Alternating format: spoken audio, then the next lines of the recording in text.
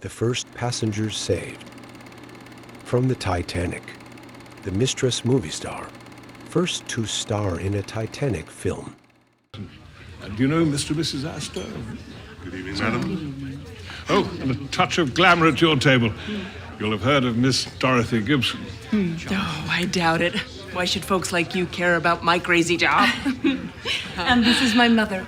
Hello. Miss Gibson, the film star. And Miss... Imagine hearing the cries and screams of horror from people who you know will surely sink to the bottom of the Atlantic Ocean as you sit safely in a lifeboat. Now imagine being in that lifeboat with death all around you and having one concern on your mind, and it is, I'll never be able to wear all of my new clothes from Paris. They sank with the Titanic. If you were Dorothy Gibson, you wouldn't have to imagine it. That's one of the many selfish thoughts that went through her head and even came out of her mouth as 1,500 people were in the midst of losing their lives while she made her way safely onto a lifeboat that was never even loaded to full capacity. In our modern times, many of us can't help but to think of James Cameron's Titanic film when we think of the actual 1912 sinking. Its big names and big budget special effects and set certainly made it a spectacle for the eye to remember. Yet, Titanic historians, and survivors when they were alive, preferred the 1958 film called A Night to Remember for its historical authenticity. It is often called the first Titanic movie, but it's not. The first Titanic movie was called Saved from the Titanic, and it was released in May of 1912, just 4 weeks after the disaster occurred. And its star was our Dorothy Gibson, the girl who was so sad about losing her brand new Parisian fashions in the wee morning hours of April 15th, 1912. She was a silent film actress, and this role was going to make her a bigger star than she already was. And the movie was made by her lover, a man who was married to another woman. But you know how the saying goes, whatever is done in the dark will come to the light. And the way that this adulterous affair came to be known by the public was a scandal in and of itself. Dorothy's story has it all. Sexual affairs, crazy court cases, a man in a nightgown, a homicide, and a stay in a Nazi concentration camp. This is the story of one of the most self-absorbed first-class passengers who boarded the Titanic. Silent film actress Dorothy Gibson. She was a total hot mess.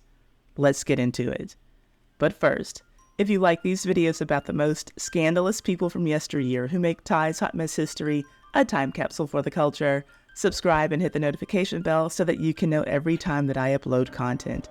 And please hit that thumbs up to support this video. For free. Thank you. Now, on to why you are here.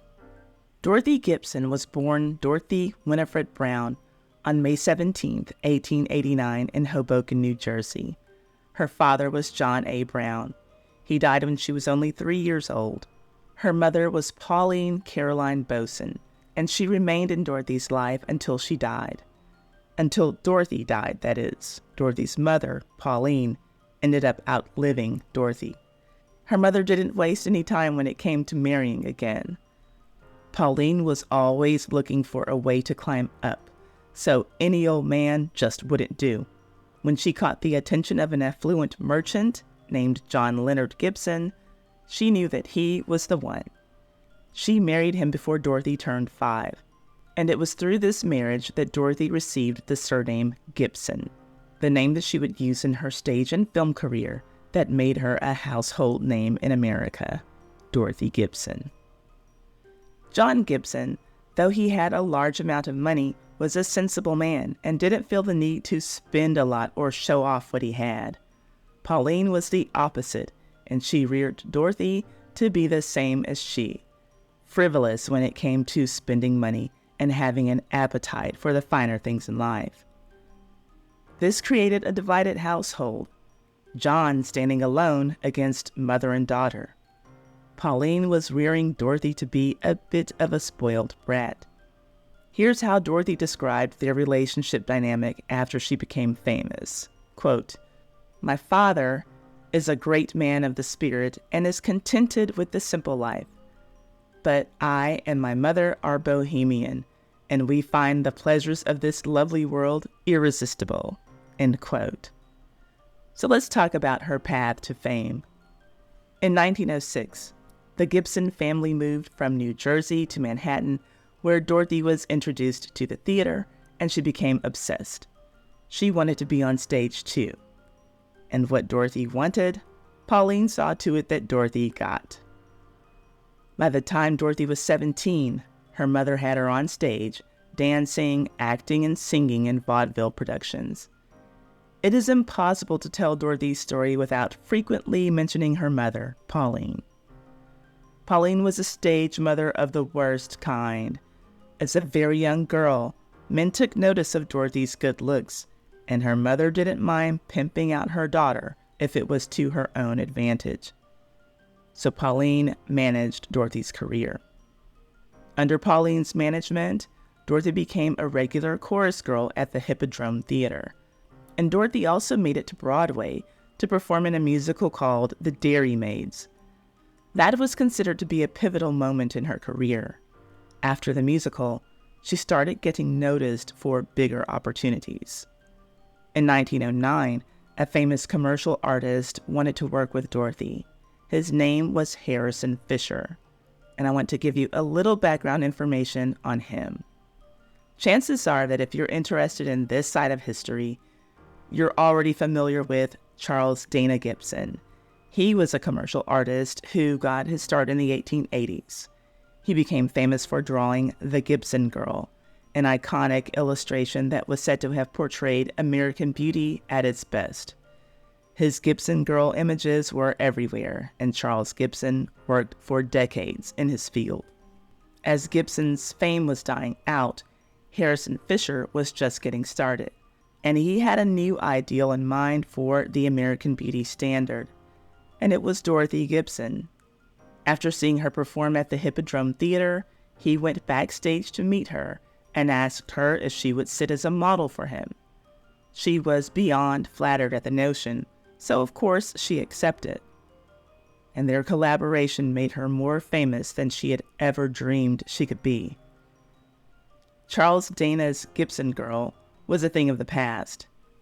The new thing now was the Harrison Fisher Girl.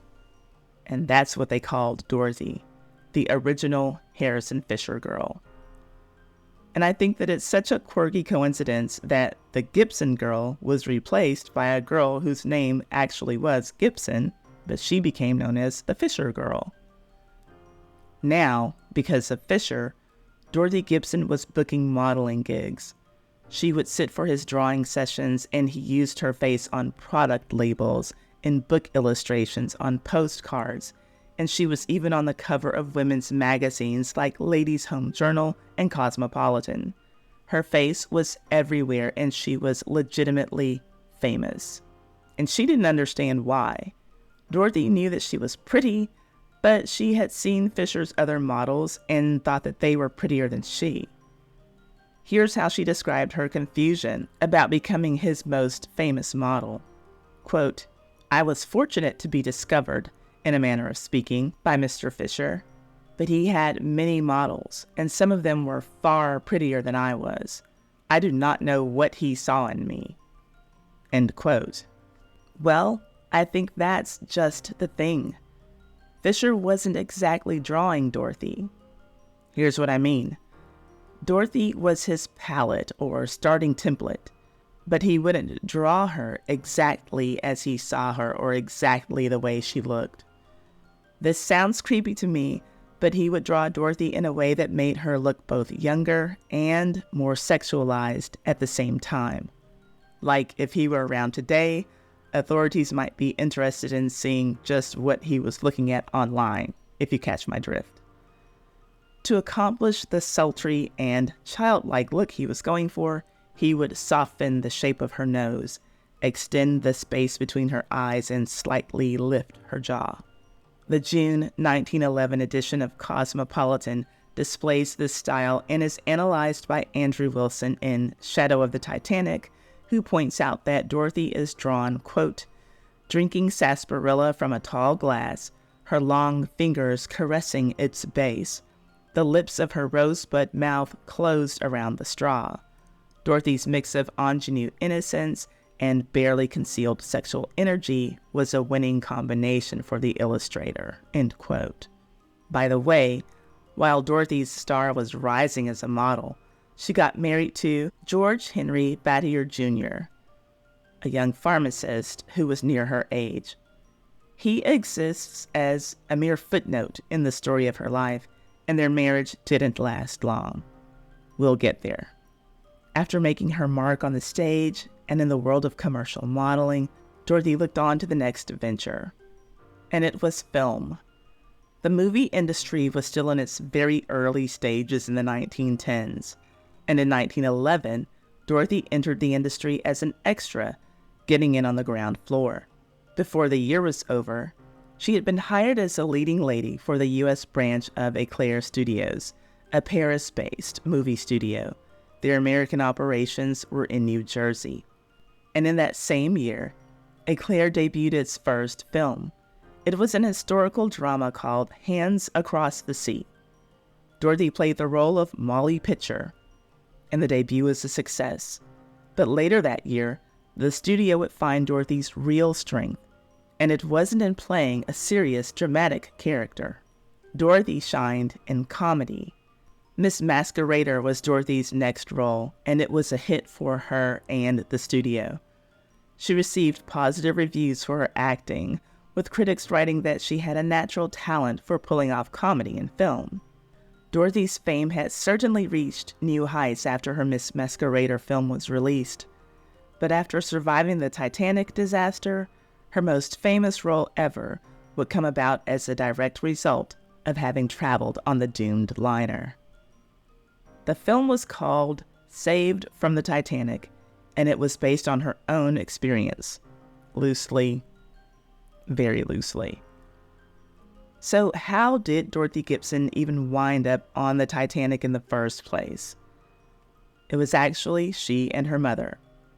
They had been enjoying a European vacation that was supposed to have lasted for 3 months.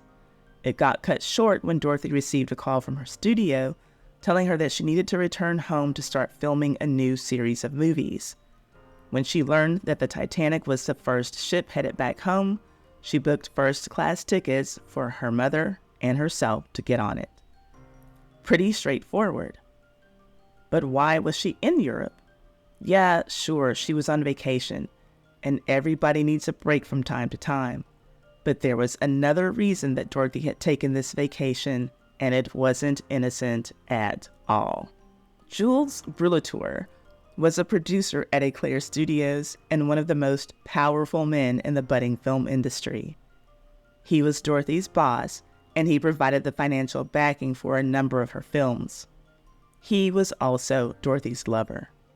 The main problem with this was that he was a married man, and he didn't mind hiding money from his wife and using it to shower Dorothy with expensive presents.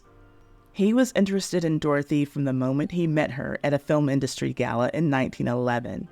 He told her that night that he felt like he already knew her because he had seen her lovely photos in all of the newspapers.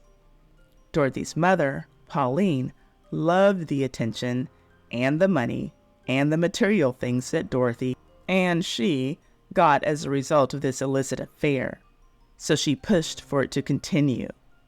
Pauline didn't want to miss out on anything that she could get from her daughter opening her legs to this married man. But you know how these things usually go. The married man enters the affair wanting sex. The woman enters wanting marriage. That was the case with this affair. Dorothy wanted marriage, and so did her mother. Pauline's thought was, if he's doing all this for you as a mistress, just think of what we can get if he marries you. Mind you, at this time, Dorothy was earning $175 per week. Adjusted for inflation, that's a little over $12,000 per week in today's 2024 money. So Dorothy was not hurting financially in any way. But enough was a word that wasn't in her mother's vocabulary. Pauline knew that Dorothy could get a lot more money if she could marry Jules and have access to his fortune. For months, she had already been arranging the meetings for Dorothy to have sex with Jules. During the daytime, they were at the studio. He was Mr. Brulatour, and she was Dorothy. But at nighttime, they were at the St. Regis Hotel, and he was her Julie, and she was his Mutsy. Lovey-dovey nicknames. How stupid. So Pauline just came up with one more scheme to get this pair of lovers together forever. In a nutshell, the plan was to make Jules miss Dorothy so much that he would realize that he wanted to marry her. Pauline told Dorothy to ask for some time off so that she could take a vacation to Europe. She was given the time off. Then Dorothy and Pauline made their way to Europe. They had a 3-month itinerary that included several stops in European countries and North Africa. They set sail on March 17, 1912. The whole time they were gone, Pauline was coaching Dorothy on what to say in telegram messages to Jules that were sent to his office at the studio. Tell him that you bought a sexy dress in Monaco and you can't wait for him to see you in it. Tell him you bought some naughty lingerie in Paris and you can't wait to wear it for him. Tell him all the things that you want to do for him in the bedroom. We're all adults here. We know that she wasn't talking about folding his laundry in the bedroom. It all sounds so straightforward. Too straightforward and way too aggressive for a woman, especially in that era. But guess what? It worked. Dorothy's absence, coupled with her sexy messages, had her on Jules' mind day and night. And he was ready to leave his wife to marry Dorothy. On April 8th, Dorothy received a telegram at her hotel in Genoa. It was from her studio, telling her that she needed to return home ASAP. Not because Jules was ready to marry her. That would come later. This telegram was about business. It was time to film a new series of silent films, and they needed her at work. So it was settled, and Dorothy and Pauline would be on their way back to America only 3 weeks into their 3-month trip. Dorothy made a quick stop in France, and she was able to book a ticket on some ship called the Titanic. That's all that she knew about it. It was her quickest way to get home. Dorothy had no idea that 2 days after getting that telegram, that she and her mother would soon be aboard the largest and most luxurious vessel that had ever sailed. On April 10th, they were on the Titanic. And just like every other passenger on that liner, Dorothy and Pauline were having a grand old time until trouble struck on April 14th at 11:40 p.m. Thankfully, because Dorothy was so famous and a lot of people wanted to hear what she had to say about her time on Titanic, we have a lot of information about what happened to her. So let me tell you about Dorothy's last night on the Ship of Dreams. Dorothy and Pauline were in the saloon on Deck A, playing bridge with a couple of friends they'd made from first class. 2 men, Frederick Seward, a marine lawyer, and William Sloper, a stockbroker. As Dorothy remembered it, there was, quote, a great deal of merriment on board, end quote. Then they felt something, a slight jar, as she put it. But of course, they didn't stop the game. There was nothing to worry about. They were on an unsinkable ship. Well, every ship is unsinkable until it sinks. And before Dorothy's card game was over, it became clear the Titanic was going down. According to Dorothy, after feeling that movement, she and the other bridge players carried on playing and laughing for another 15 minutes before she realized that something was amiss. When she looked up from her card hand, she finally noticed the ship's stewards and officers. As she retold the story, They were moving with considerable nervousness. But then, still nothing was registering that serious danger was just minutes away. Dorothy said goodnight to her table and went outside for a walk on the deck. And that's when she saw that Titanic was listing. As she put it, the great ship was leaning heavily on one side. Then she noticed that other passengers didn't notice. She stepped back into the saloon to find everyone having a blast, enjoying that beautiful night, playing cards, talking, laughing, and drinking. Then finally, the group of card players learned that what they felt earlier was the ship colliding with an iceberg, and now it was time to get to safety. And they all did so with relative ease, including the men in her party. At 12:45 a.m., an hour and 5 minutes after the collision, the first distress signal rocket was fired. Anyone who hadn't got the message likely understood by this point the time for fun and games was over. Officers on the starboard side of the ship were ready to launch the first lifeboat. Now, there was a commotion and panic filled the air. Dorothy and Pauline weren't even in control of the directions their bodies were going, as a crowd surge came about and people were just leaning into each other, trying their best to get off the boat that just days before, almost everybody in the world wanted to get on. Somehow, Dorothy and her mother managed to hold on to each other and not get disconnected. And Dorothy didn't mind being pushed around the way that she was, because she could see that she was being pushed in the direction of where the lifeboats were to be lowered. Frederick and William helped Dorothy and Pauline into a lifeboat. Then, as gentlemen would have been expected to do, they turned away to make a path for more women and potentially children to enter the lifeboat. Well, Dorothy grabbed William's hand and refused to let go. She insisted to the officer in charge that he allow her 2 male friends to get into the lifeboat. The one thing that there wasn't time for was an argument, so the officer let the 2 men get in with Dorothy so that he could get about the business of trying to save some more lives. They were joined by the Bishops, a couple from Detroit who were on their honeymoon. Yes, most of us are familiar with the phrase, women and children first, in reference to the loading of the lifeboats in this tragedy, but that's what it was. Women and children first, not women and children only.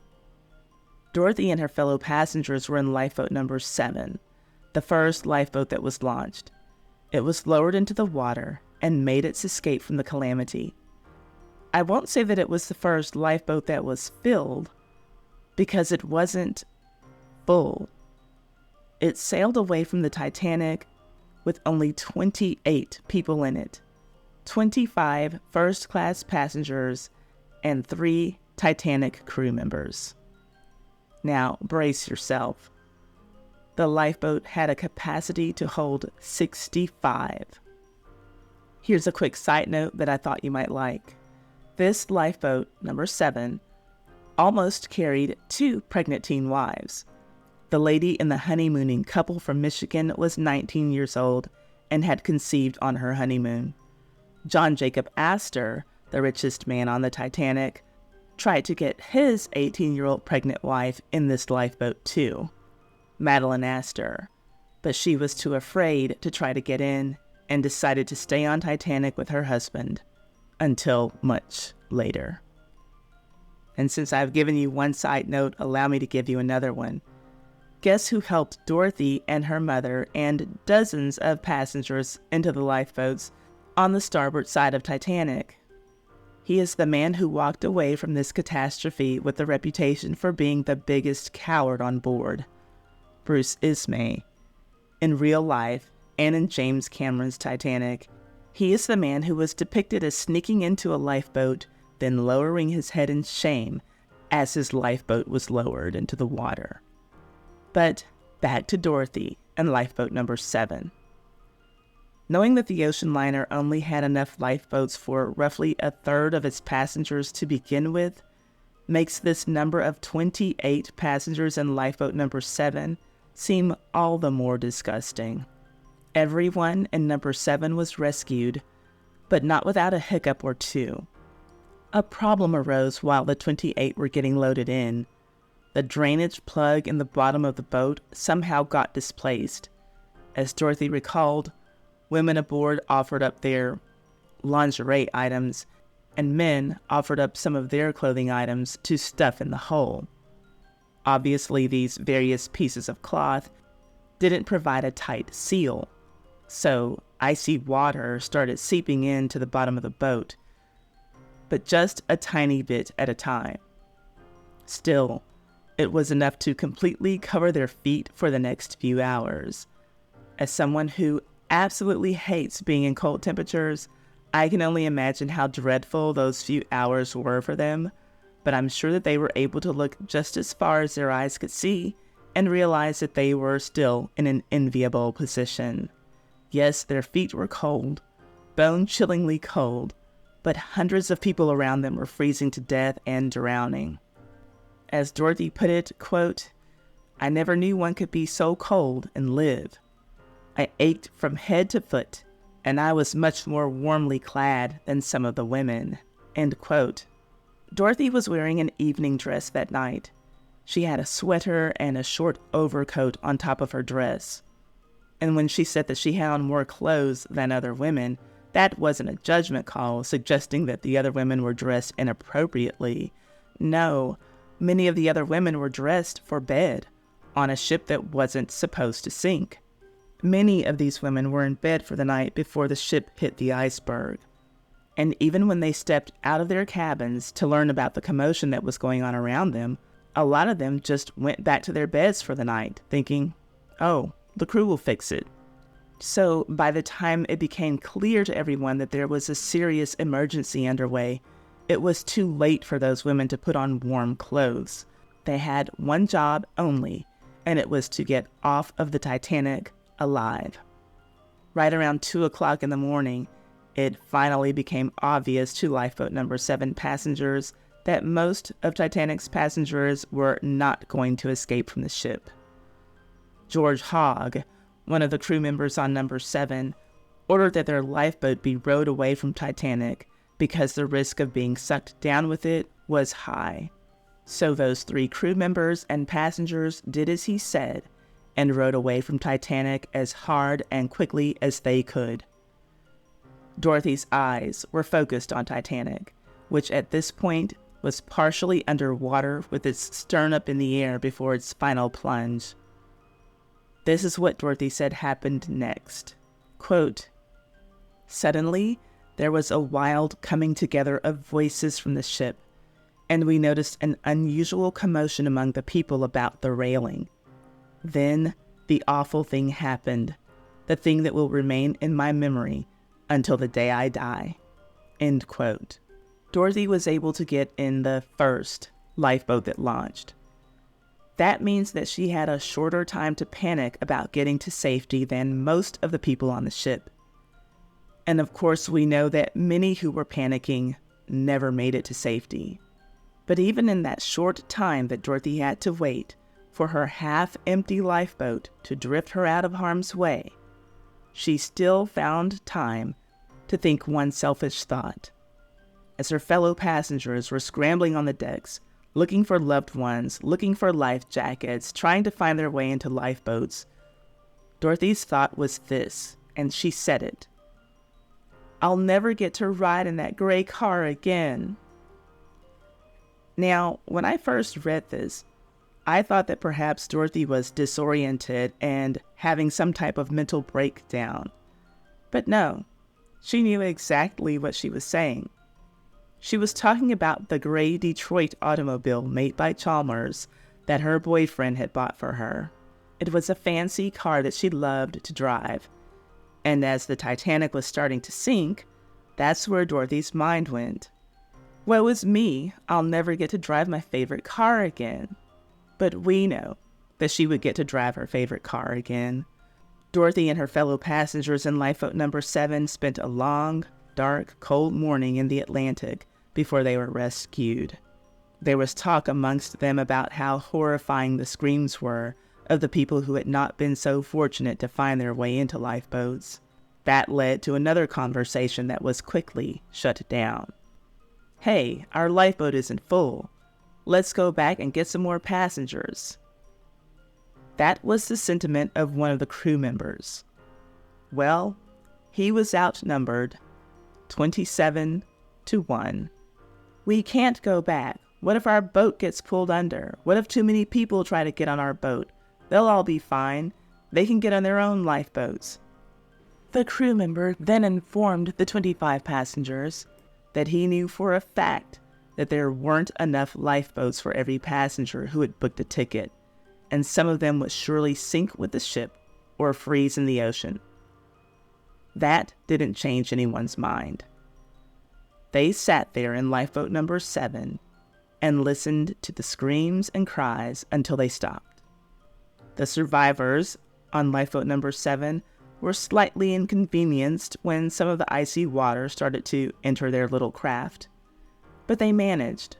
The coldness in the air was nearly unbearable, especially for the women who had just hours before been perfectly comfortable in their dresses and nightgowns. At some point, after most of the passengers who were floating in the water were surely dead, another dreadful thought entered Dorothy's mind. All of those beautiful pieces that she'd bought in Europe for her lover to see. The clothes that were going to make Jules leave his wife for her. They were at the bottom of the Atlantic Ocean. Oh no, my beautiful new dresses and lingerie. I'm not joking. These are words that she shared about her Titanic experience. The passengers on lifeboat number 7 then listened as hundreds of people were submerged into their icy grave. Dorothy said that it was a mixture of yells, shrieks, and moans. And then, under the water, they could hear and feel explosions. These were most likely from the stern imploding as it sank. It had to have been horrifying for everyone. But after all of the talk about all of the cries and moans of the people who weren't able to get into a lifeboat, one could only wonder how sorry Dorothy and the other 27 people in lifeboat number 7 truly were. Did they feel badly enough to do something? To help? Well, listen to this. The crew member who told them to row away from Titanic so that they wouldn't go under with her was the lookout, George Hogg. And after the unsinkable sank, he was the one who wanted to turn lifeboat number 7 around, have the passengers row back to the spot of the sinking to pick up some more survivors. He knew, as anyone should have known, that they wouldn't last long in the icy waters. But when he told the passengers of lifeboat number 7 his suggestion to go back and pick up people who were surely freezing to death, every single person in number 7 objected, Dorothy included. Now you tell me, how badly did she really feel? How badly did they really feel? I'm sorry, but there is just no good excuse for this. Every lifeboat should have been filled to capacity. When Dorothy was asked why her lifeboat didn't turn around to pick up passengers, she couldn't quite find the words to explain that to the press. I bet she couldn't. Less than a week after the tragedy, Dorothy's account was published and it was full of contradictions. First, she said that after Titanic disappeared, she could see bobbing heads all around in the water. Then later, she says in that same time frame that no one could be seen in the water. Even if a bit of sense could have been made out of her timeline, it displayed a window of opportunity to save some more lives. I'm telling you, she knew what she and her first-class ticket-holding cohorts had done was wrong and unjustifiable. And I want to make it very clear that Dorothy was not the only one or even the main one to blame. She just so happens to be our subject today, so my focus is on her.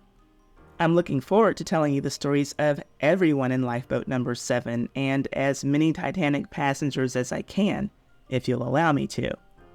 but it's Dorothy's turn today. These post-Titanic interviews in which she told half-truths, lies, and contradictions laid the groundwork for the script that she would write for her Titanic movie. If she had told the American public the truth about how she and her fellow survivors conducted themselves, she would surely lose her status as America's sweetheart. Lifeboat number 7, having only 28 passengers in it, isn't even half of the story. Oh no, this is like an awful infomercial, because wait, there's more. Herbert Pittman was the Titanic crew member in charge of lifeboat number 5. While drifting in the early morning, he saw Dorothy's lifeboat and called out to its passengers. When he got close enough to see that lifeboat number 7 only had 28 passengers, he felt like his own lifeboat was crowded. It held 40. All of the lifeboats were designed to hold 65. When Pittman got close enough, he put some of the survivors from his lifeboat onto Dorothy's. Then crew members tied both of the lifeboats together. Why?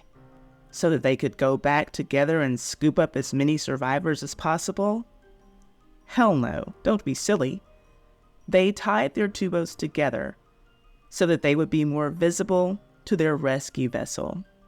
Combined, they had enough space to save 62 more people from freezing to death, but instead, they only looked out for the ones who were already safe. This time, no one even suggested going to rescue more people. And this was about the time that Dorothy started to feel sad. For herself. Here's how Titanic researcher Andrew Wilson wrote about it. Quote, "In that freezing, uncomfortable boat, she began to feel sorry for herself. She remembered some of the clothes she had bought in Paris just before she had traveled to Cherbourg, garments she had chosen to captivate and titillate her older lover. There was the beautiful afternoon dress, the color of champagne, the pink blouse, a vision of lace and chiffon. And then there were those silk stockings and risque lingerie sets she had packed away in her trunks, all of which now lay at the bottom of the ocean." End quote. Then she thought of Jules, of course, and how much she loved that married man. There were their messages back and forth to each other. "Will do everything, make you completely happy. Love you madly, Julie." Remember, we're talking about telegrams here, so all of the words weren't always included. Another one of his telegrams. "It caused no happiness without Mutsy. Never allow you leave again, Julie." To which she replied, "Hardly wait get back. Cable made me awfully happy. Mutsy." Yeah, sure, she'd be happy to get back to see him, but it just wouldn't be the same without her brand new clothes. But oh yeah, people were dead and still dying. Dorothy actually had a discussion on the lifeboat with her friend from the bridge game, William, about all of the people who had died. But Dorothy, refusing to look guilty about it, in front of a man who was right there with her and just as guilty as she, continued to say whatever she could to help them all feel better about looking at themselves in the mirror. She told William that hardly any people would be dead because surely most of the passengers got away in lifeboats. We all know that that wasn't true. Chances are Dorothy also knew that was a lie when she said it. But one of the Titanic crew members quickly put that lie to rest when he interjected and said, "Even if all of the lifeboats were filled, not more than a third on Titanic could have escaped." That reality brought lifeboats number 5 and number 7 to silence. There was coldness, death, and stillness in the atmosphere for the next few hours. Then roughly at 6 a.m., the RMS Carpathia arrived to rescue those who had survived through the wee hours of the morning. Lifeboat number 7 was the third to have its passengers loaded onto Carpathia. Dorothy met a kind couple who offered her space in their cabin, which she gladly accepted. After eating breakfast, she retired to their room and slept for 26 hours straight. After waking up, the first thing on her mind was her man. Not her husband. She was still married to what's-his-name, but I'm talking about Jules. She wanted to send him a telegram, but she had a long wait. You can imagine how many people were trying to get messages home. Well, on April 17th, she got a telegram from him that read, "Will be worried to death till I hear from you. What awful agony. Julie." Having nothing except the clothes on her back, she had to borrow money to send him a short reply. In case you didn't know, people were charged per each letter or character when they sent telegrams. So she kept her reply short and sweet, and professional, since it was going to his home, where his wife could easily intercept it. It simply read, "Safe, picked up by Carpathia. Don't worry, Dorothy." Then finally, the next day, actually the next night, on April 18th, the Carpathia arrived in New York, delayed due to bad weather. It was 9:25 p.m. and very dark outside, but that did not stop the Titanic Welcome Committee from waiting to see their loved ones get off of their rescue vessel. And Jules Brulatour, being the shrewd businessman he was, didn't miss out on an opportunity to capitalize even on this moment. He made sure to have his movie camera rolling for the triumphant return of his mistress. Within the next few days, he had the reel spinning in theaters across the country, and he was making a lot of money because of it. This let him know that he was on to something when it came to the other idea that had been in the back of his mind since he heard about the Titanic going down.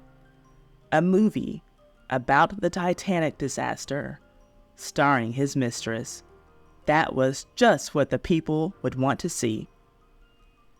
There is this perception that people who lived during the Edwardian period or the Gilded Age, whatever you call it on your side of the globe, lived a much more wholesome way than we do today.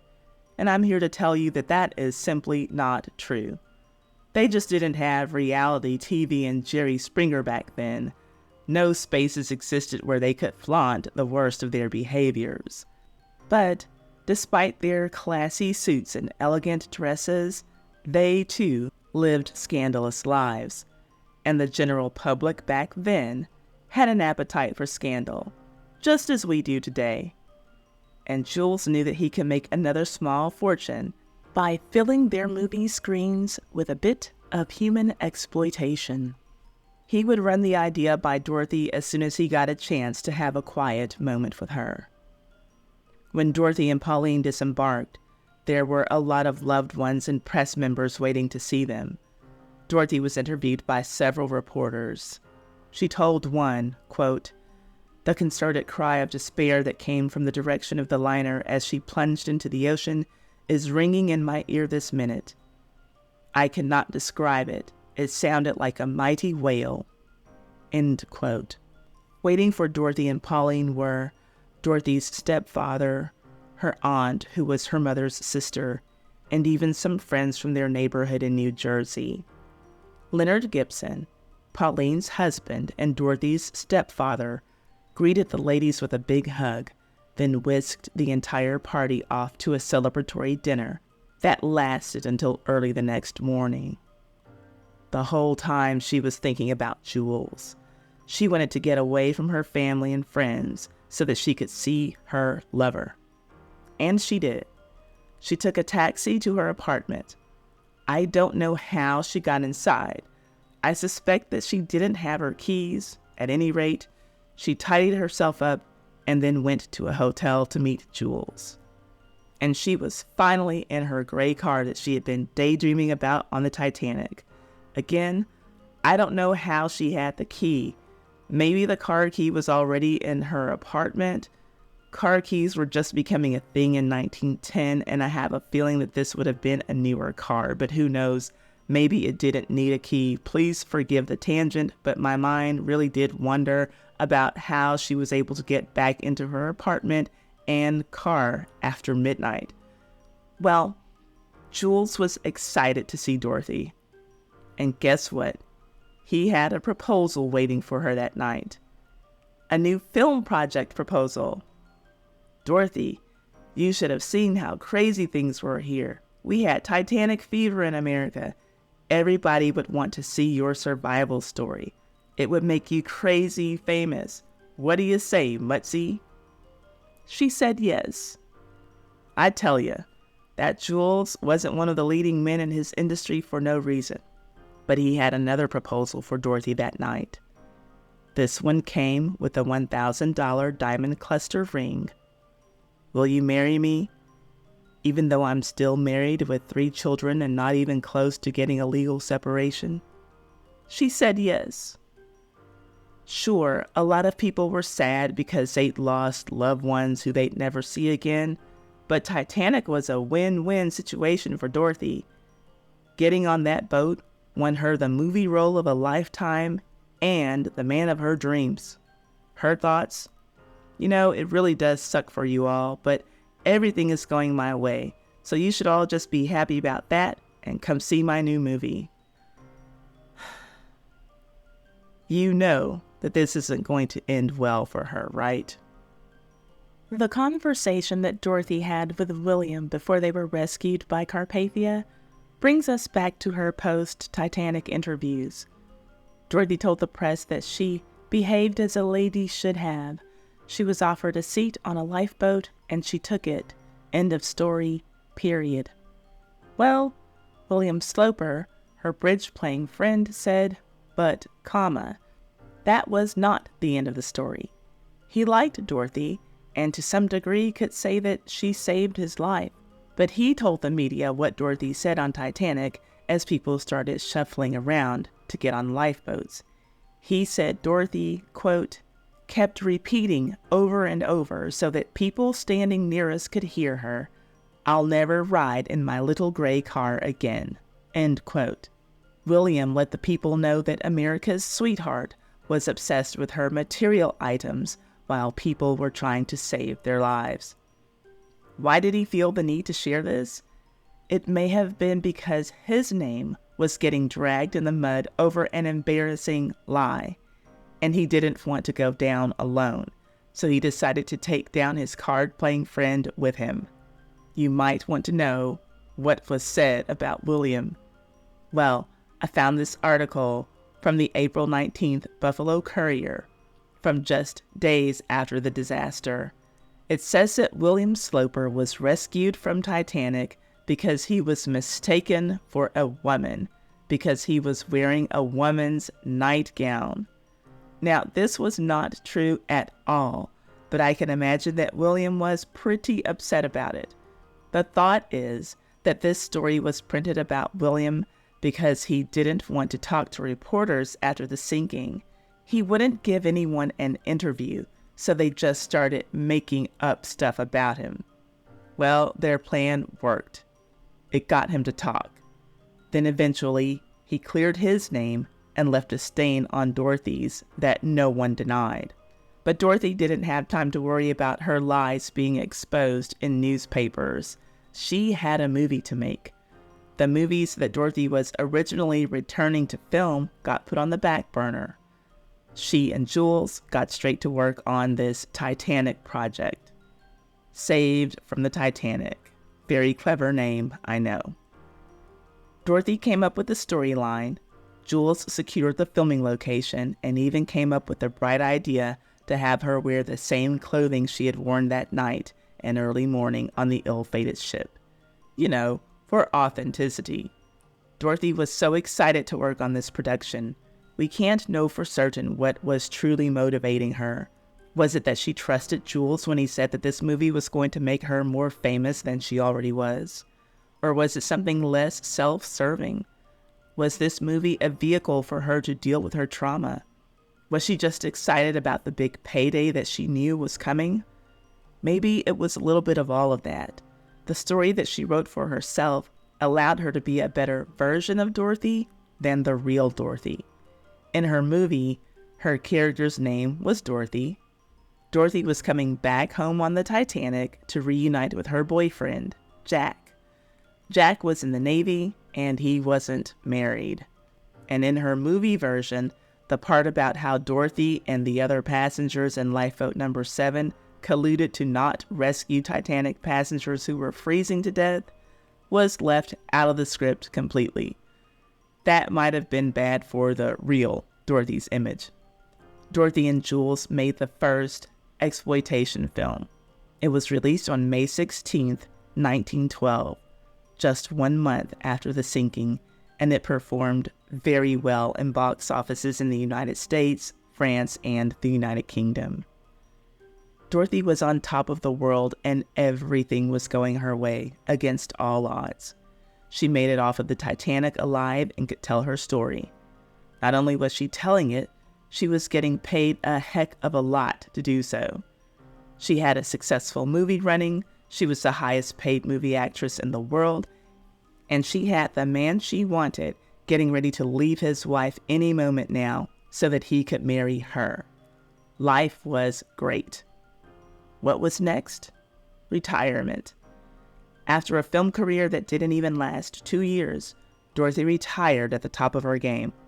Some who have researched her extensively came to the conclusion that facing the fake Dorothy on the movie screen while knowing the truth about herself was just too much for her to handle, and that's why she walked away from the movie industry. But she still wanted fame. Her next move was to pursue a singing career. Jules was going to use his connections to make Dorothy an opera star. There was only one small problem with this. She couldn't really sing that well. But she did make it to the Metropolitan Opera House for one show run. There were no surprises there. Even Dorothy herself never said she had a pretty voice. She described her own voice as uncommon, which leads me to believe that Dorothy got a lot of requests to sing solo. Solo that no one can hear, please ma'am. With her singing career over as soon as it started, Dorothy was ready to move on to the next phase of her life. She wanted a husband. No, not her own husband. She wanted Clara Brulatour's husband, Jules. Quick side note, because we are a caring audience, I know that you care as much about Dorothy's clothing items that she lost on the Titanic just as much as she did. So I want to let you know that eventually she was compensated for what she lost. She and her mother received a $4,000 check from White Star Line, the owner of Titanic, in January of 1913. Meanwhile, Jules was doing everything that he could do to please his little Dorothy. I should mention that he was roughly twice her age. She was 22 when she boarded the Titanic and Jules was 42, with an age-appropriate wife. But he was doing his best to get rid of that old hag, and Dorothy was doing her best to be patient about it. Jules tried to make her wait as pleasant as he could. He gave Dorothy unlimited use of his Long Island house while she waited out his marriage. He also sent Dorothy and her mother on a few more European vacations, though how they mustered up their bravery to get on another ship is beyond me. And that little gray car that she just couldn't get her mind off of as the Titanic sank, Jules was letting her drive it all the time. It was already practically hers. So she spent a lot of days driving the Detroit to his Long Island home, where she could practice being his wife until it became her reality. Jules was actually doing double duty trying to satisfy both his mistress and his wife once he broke the news to Mrs. Brulatour. You can imagine that Clara was not too happy to hear from her husband of 18 years that he was ready to throw her out of the door and replace her with a younger woman. Not after she had loved and cared for him and had 4 children for him, only 3 were living. He understood that this news would not be easy for his wife to take, so he tried to make her happy too. Well, as happy as one could be given the circumstances. So he offered her a huge cash settlement to take and go live happily ever after. Without him. $20,000 right away, and she would also be the beneficiary of his $65,000 life insurance policy. That $20,000 alone is equivalent to about $630,000 today, Would that be enough money for you to forget about your hurt and embarrassment from a cheating spouse? Let me know. I think that it would be a good start for me. But this offer came with a condition. Clara would have to give him a private separation because he didn't want the embarrassment of a public divorce and the scandal that it would cause. The nerve! Everything was about him and what he wanted. Clara didn't like it, but she wasn't a fool. Jules offered her enough money to keep herself and their kids comfortable for life, so she took him up on the offer. Even though she was angry and didn't care about his reputation being ruined in the press, she didn't want to be embarrassed either. And the thought of the world knowing that her husband had been cheating on her for over a year with this young, silly actress would have been too much shame for her to bear. So she went along with his plan. Everyone was getting what they wanted. Kind of. Jules and Dorothy would get exactly what they wanted. Clara would get the consolation prize of a comfortable living. Everything was going as planned until Dorothy messed it up. And I know that you're probably saying, why would she mess things up? This is what she wanted. Well, she didn't do it on purpose. Here's what happened. One night, a lovely couple, the Smiths, were out for a walk. Dorothy was on one of her many trips from her Manhattan apartment to her lover's Long Island house. Of course, she was driving her favorite car. Maybe she was daydreaming about her wedding, but something distracted her and she jumped a curb. Before she knew it, her favorite car was off of the street and on the sidewalk. She ran into that lovely couple. The woman was Julia Smith, and she sustained serious injuries that left her hospitalized for several weeks. Mr. Henry Smith died.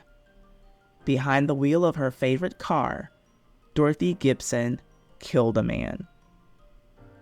So how did this cause a hiccup in the arrangements that Jules had made for both of his women? Well, of course, this car accident went very public, but not immediately. At first, Jules was able to keep everything pretty quiet, and it took me a long time to figure out just how.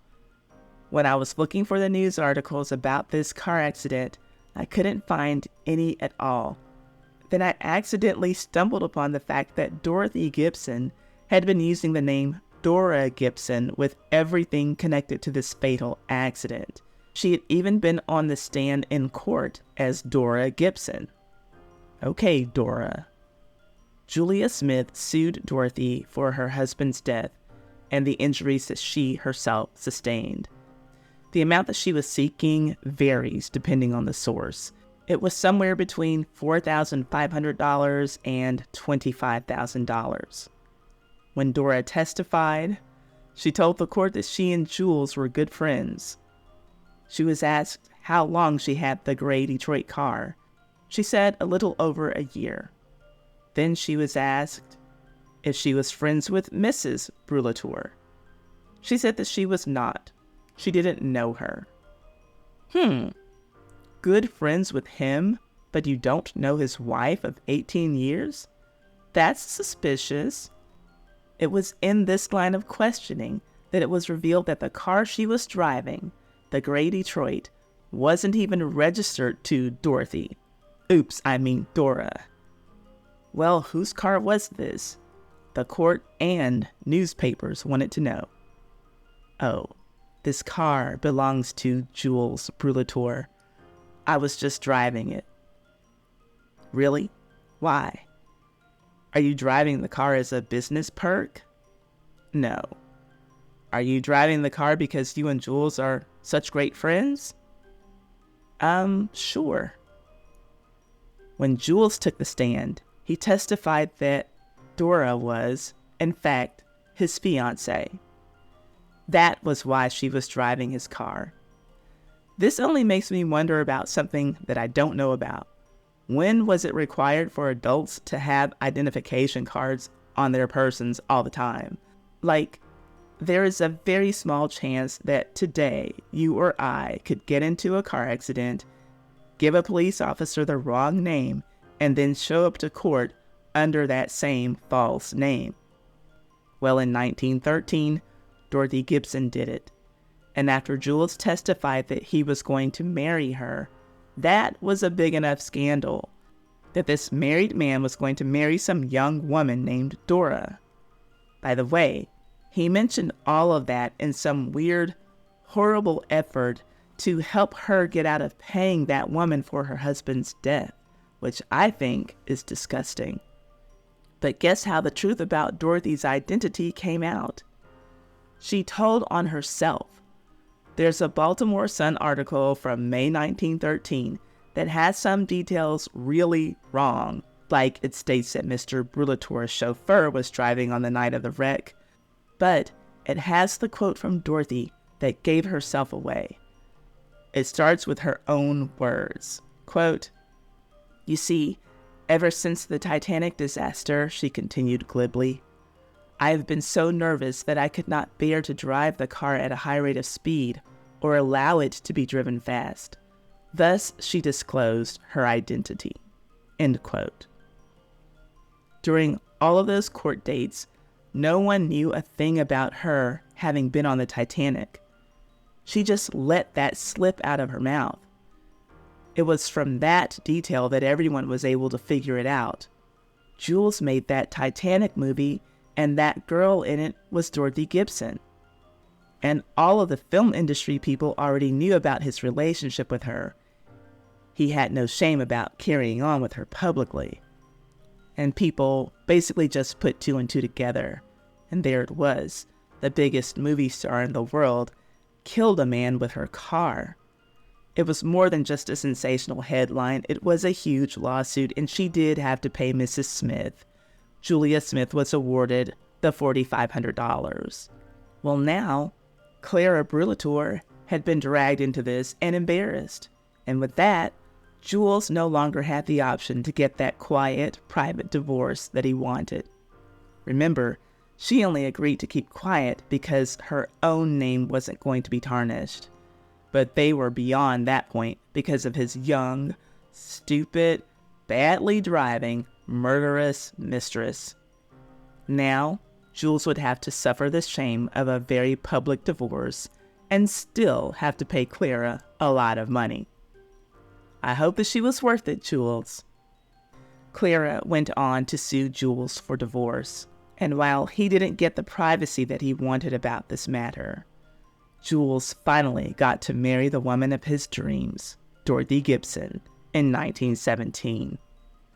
She turned out to be a nightmare. They were both still the same people, and now, instead of cheating on their former spouses, they were cheating on each other. The marriage that they had both wanted so badly was over before it started. Dorothy and Jules learned that they both just liked the thrill of the adulterous nature of their affair. Without the excitement of potentially getting caught by their respective spouses, there was really nothing there. Very shortly after they exchanged vows, both Dorothy and Jules found other lovers. According to Jules, Dorothy had 2 lovers. Dirty harlot, he was only cheating on her with one person. We know where this is going, so I won't waste your time. After about 2 years of their charade of a marriage, Dorothy filed for divorce and asked for $48,000 in alimony, $1.1 million in our money today, plus $30,000 for attorney's fees. Well, that was a drop in the bucket for Jules. He was literally a millionaire. He had way more money than that. But he didn't think that she was worth it. Dorothy remembered how Jules offered his first wife, Clara, over $80,000. Well, he didn't think that Dorothy was worth it. Why wasn't she worth a little bit less than that? Instead of agreeing to her demands or offering any money, Jules countersued her for divorce. He was telling the court, "Don't give her a divorce, give me a divorce." He actually wanted his marriage to be annulled on the ground that it was never legal in the first place. And he had a point. And for that reason, even Clara wanted a say in his divorce from Dorothy. This paragraph from a 1919 edition of the Buffalo Times sums it up pretty well. Quote, his plea for relief coincides with that of his first wife, from whom he obtained a decree of divorce by default in Kentucky in 1917. The first wife asks the marriage of the second wife to Brulatour to be annulled as a fraud upon her rights. She says she never was served with the divorce papers and had no knowledge of the divorce until he had married his second wife. End quote. And he did all of that just so he could be with this woman who he now wanted to get out of his life and out of his house. His houses, actually. This divorce got so dirty. The woman who Jules had left his wife and children for, he was now calling a vampire and saying that she had put him under a spell and forced him to act against his will. That's the only reason that he cheated on his wife and left her. It was all Dorothy's fault. Well, here's how the judge resolved their matter. They got their divorce. Both parties were found to be equally responsible, and Jules was ordered to pay Dorothy $10,000 per year. But the judge was disgusted with both of them and said that neither party deserved any sympathy. He said that he only awarded Dorothy anything at all because he had to follow the law. The following year, Leonard Gibson, Dorothy's stepdad, filed a suit against Jules as well for $50,000. I didn't look into the details of that one because by the time that I saw that, I already had enough material for this video to be over an hour long.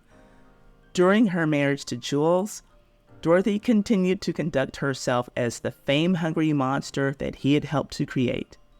And Jules, once again, found himself tired of his wife and in search of a younger woman. And he found one. A new actress was on the rise. Her name was Hope Hampton, and she was 8 years younger than the old hag, Dorothy Gibson. Oh, Dorothy, don't you know that when you are promoted from mistress to wife, you create a vacancy for a new mistress? That's just what Hope Hampton was. And Jules was in between Hope's legs before the ink was dry on the marriage certificate that he shared with Dorothy. I guess that Clara got the last laugh. Jules married Hope Hampton in 1923, and Dorothy was so embarrassed about it that she wanted to go and hide, and she literally did. Now, Dorothy got a taste of what it felt like for Clara Brulatour being replaced by her husband's younger mistress. But Dorothy only got a very small taste of it. She couldn't handle the heat, and she needed to get out of the kitchen, or the country. She was too embarrassed to stay in America after her husband had so publicly moved on. In her own words, quote, I had a great deal of unhappiness and much less money. Mr. Brulatour had married again, and we still had many of the same friends. I was not very happy as my husband and his new wife were always around. Therefore, I went to Paris to live with my mother. End quote. So Dorothy left New York and went to Paris with her mother in tow. The money that Jules was paying her was enough for her to live comfortably in Europe. And there, she partied her nights away, trying the best to forget the shame that was left upon her name back home. She was living it up, drinking cocktails every day, hanging out with famous writers like James Joyce and H.G. Wells and her movie industry friends. And in Paris, she got the opportunity to be the woman on the side without any repercussions from the press. What can I say? She liked being with married men. She and her mom could let loose there. This was the life that they had always wanted. Pauline loved being in Paris so much that she didn't even go back to visit America for her husband's funeral. Eventually, Dorothy came to live a peaceful and quiet existence in France for some years, until trouble struck in 1939. The trouble was big. It was World War II. Pauline was half German, and she developed a strong loyalty to Germany while she and her daughter were living in Europe. She also developed an equal hate for America. She felt like the Germans had gotten a raw deal. Bad press during World War I. They were just misunderstood. She didn't know exactly why people were so hard on them. But her loyalty to Germany was more than strong.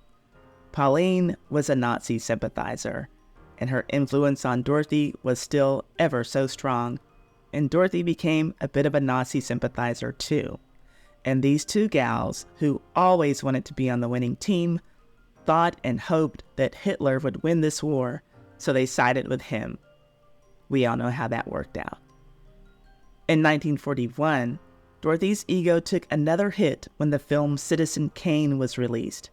Now I have to admit, I've never seen this movie. I'm not much of a movie person at all. But what I read about this movie is that there's a character who has a talentless wife named Susan. Susan was apparently based on Dorothy Gibson.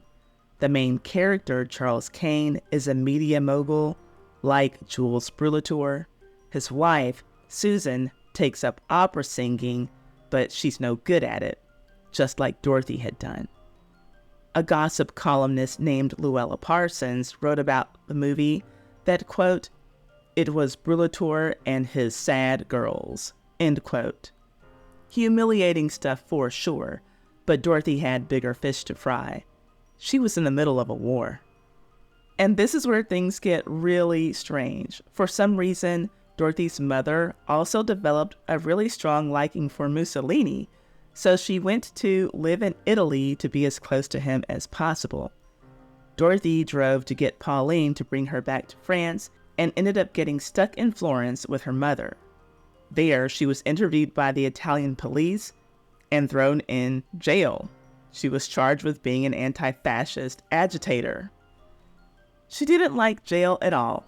It wasn't nearly as luxurious as any place she'd called home in the past 20 years. So she left. She escaped. She tried to get to the Swiss border. Then she was captured and thrown into a Nazi concentration camp. While imprisoned, she met a double agent who was called Dr. Ugo. He came up with a plan to get himself, Dorothy, and another prisoner who was a journalist out of there. He had some help on the outside from Italian Catholic priests. The scheme that he cooked up was that they were all spies. Dorothy would just have to follow his lead and play along. Her last acting gig. It sounds like something from a corny movie, but believe it or not, his plan worked, and the three made it to Switzerland. But they weren't in the clear just yet. In Zurich, Dorothy was interrogated by authorities because they needed to know just what she knew and what kind of a threat she was.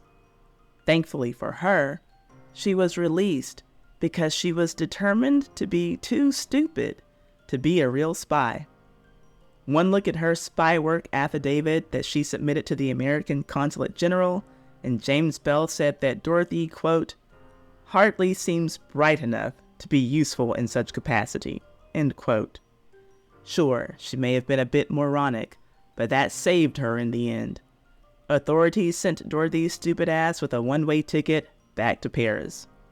There, she made her home in an apartment at the Hotel Ritz. She had a Spanish lover, Emilio Antonio Ramos, who was a press attaché for the Spanish embassy. She didn't get to enjoy a very long relationship with him, though, because she died. And that's all that I can say. On February 17th, 1946, Dorothy Gibson Brulatour died in her apartment, and her death certificate did not list the official cause. By the time of her death, Dorothy was seen as such a joke that Hope Hampton, her husband's younger replacement model, was sometimes mentioned in her obituaries as the present Mrs. Brulatour. Ouch. I think that she deserved a moment to shine solo in her own death. Dorothy had some money and possessions to leave behind, and they were split between her lover and her mother, Pauline, who outlived Dorothy by 15 years. She died in her Paris hotel room in 1961. He was called a social climber. She knew that she would survive. There was so much confusion in the newspapers and through wireless communications after the Titanic sank. No one knew what to believe. Like, for the couple we're talking about today, for instance, word got back to their hometown that they were both dead. Their hometown, by the way, was Dewashak. Dewashak, Michigan is a town that I had never heard of before I started doing the research for this Titanic passenger scandal for you. But it was put on the map before the Titanic ever set sail. And yes, our first-class passengers from today's story are indirectly related to the town's boom. Dickinson Bishop and Helen Bishop were a pair of newlyweds who were returning home on the Titanic after a several-months-long honeymoon. Their plan was to get off the Titanic and have their chauffeur drive them from New York to Michigan. But we all know that they had to change their plans, mainly because the Titanic sank. But maybe Dickinson and Helen would have been able to get back on track. Spoiler alert, they both survived the sinking. But would Dickinson be able to survive the rumor that he only made it into a lifeboat because he wore a dress and pretended to be a woman? And if that was what people were saying about him, how would his wife feel? Helen. And oh yeah, Helen was his second wife. The truth is that he was only able to afford a first-class ticket on the Titanic because he had inherited millions of dollars from his first wife after she died. He didn't have any money of his own. So the truth was that people were already saying some pretty harsh things about him before he got on the Titanic.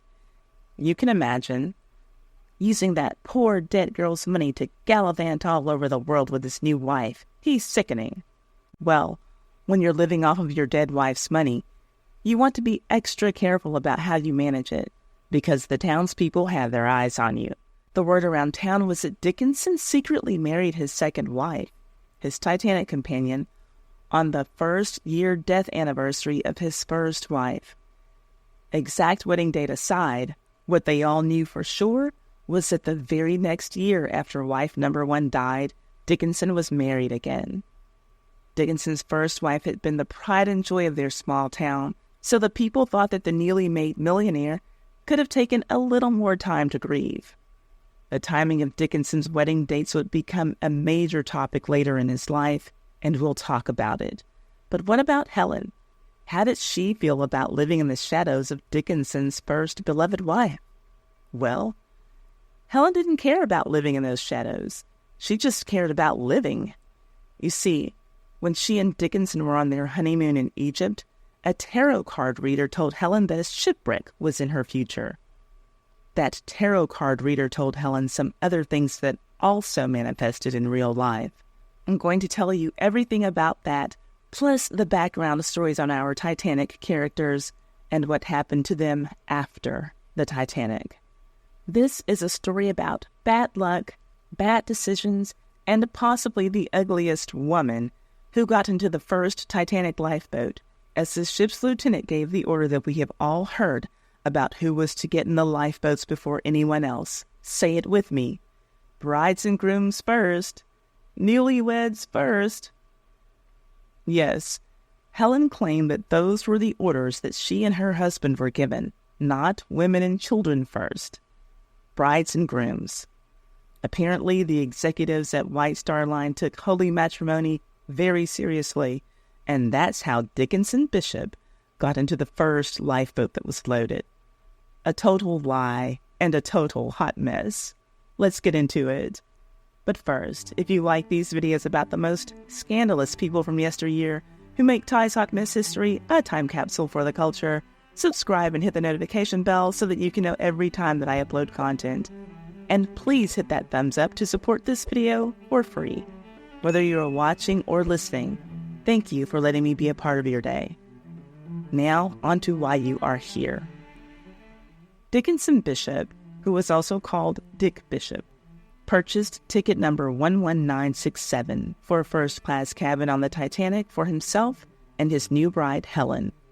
The pair got married on November 7th, 1911, and had been honeymooning for 4 months.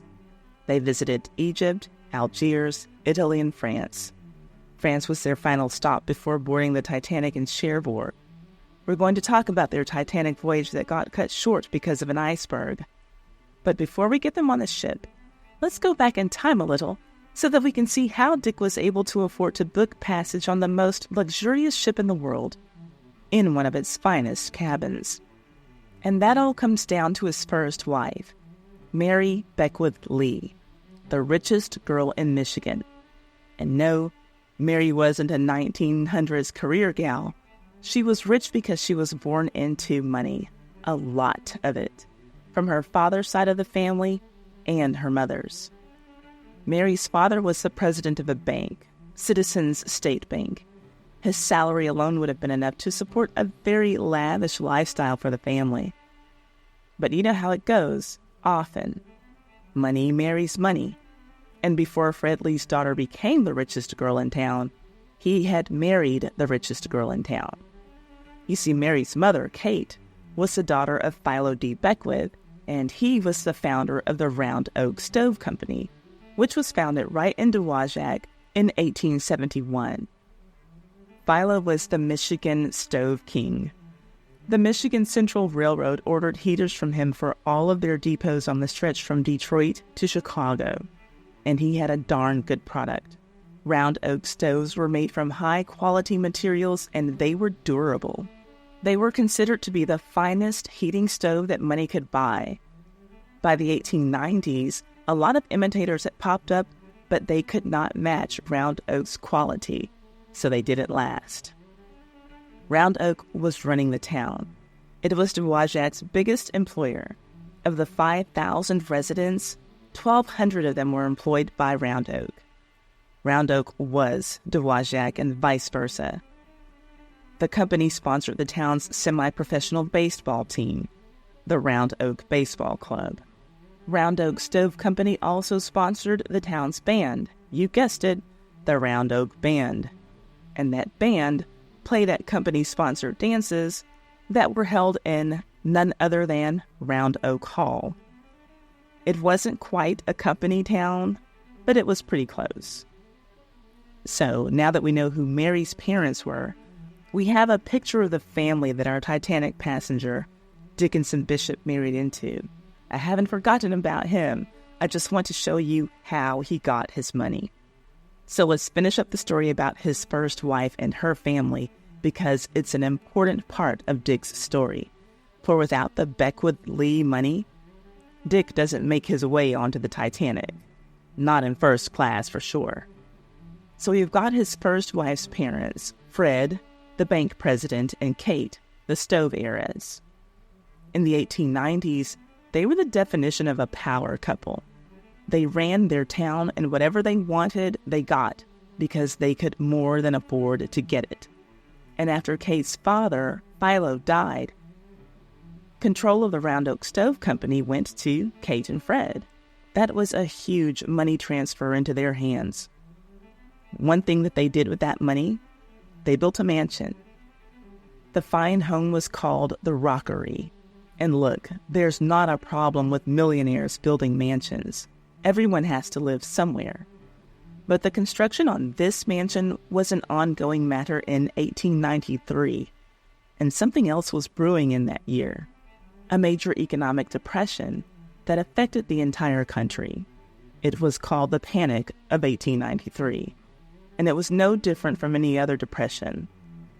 Workers were getting fired and laid off. The ones who were lucky enough to still have jobs had to budget around pay cuts, reduced salaries.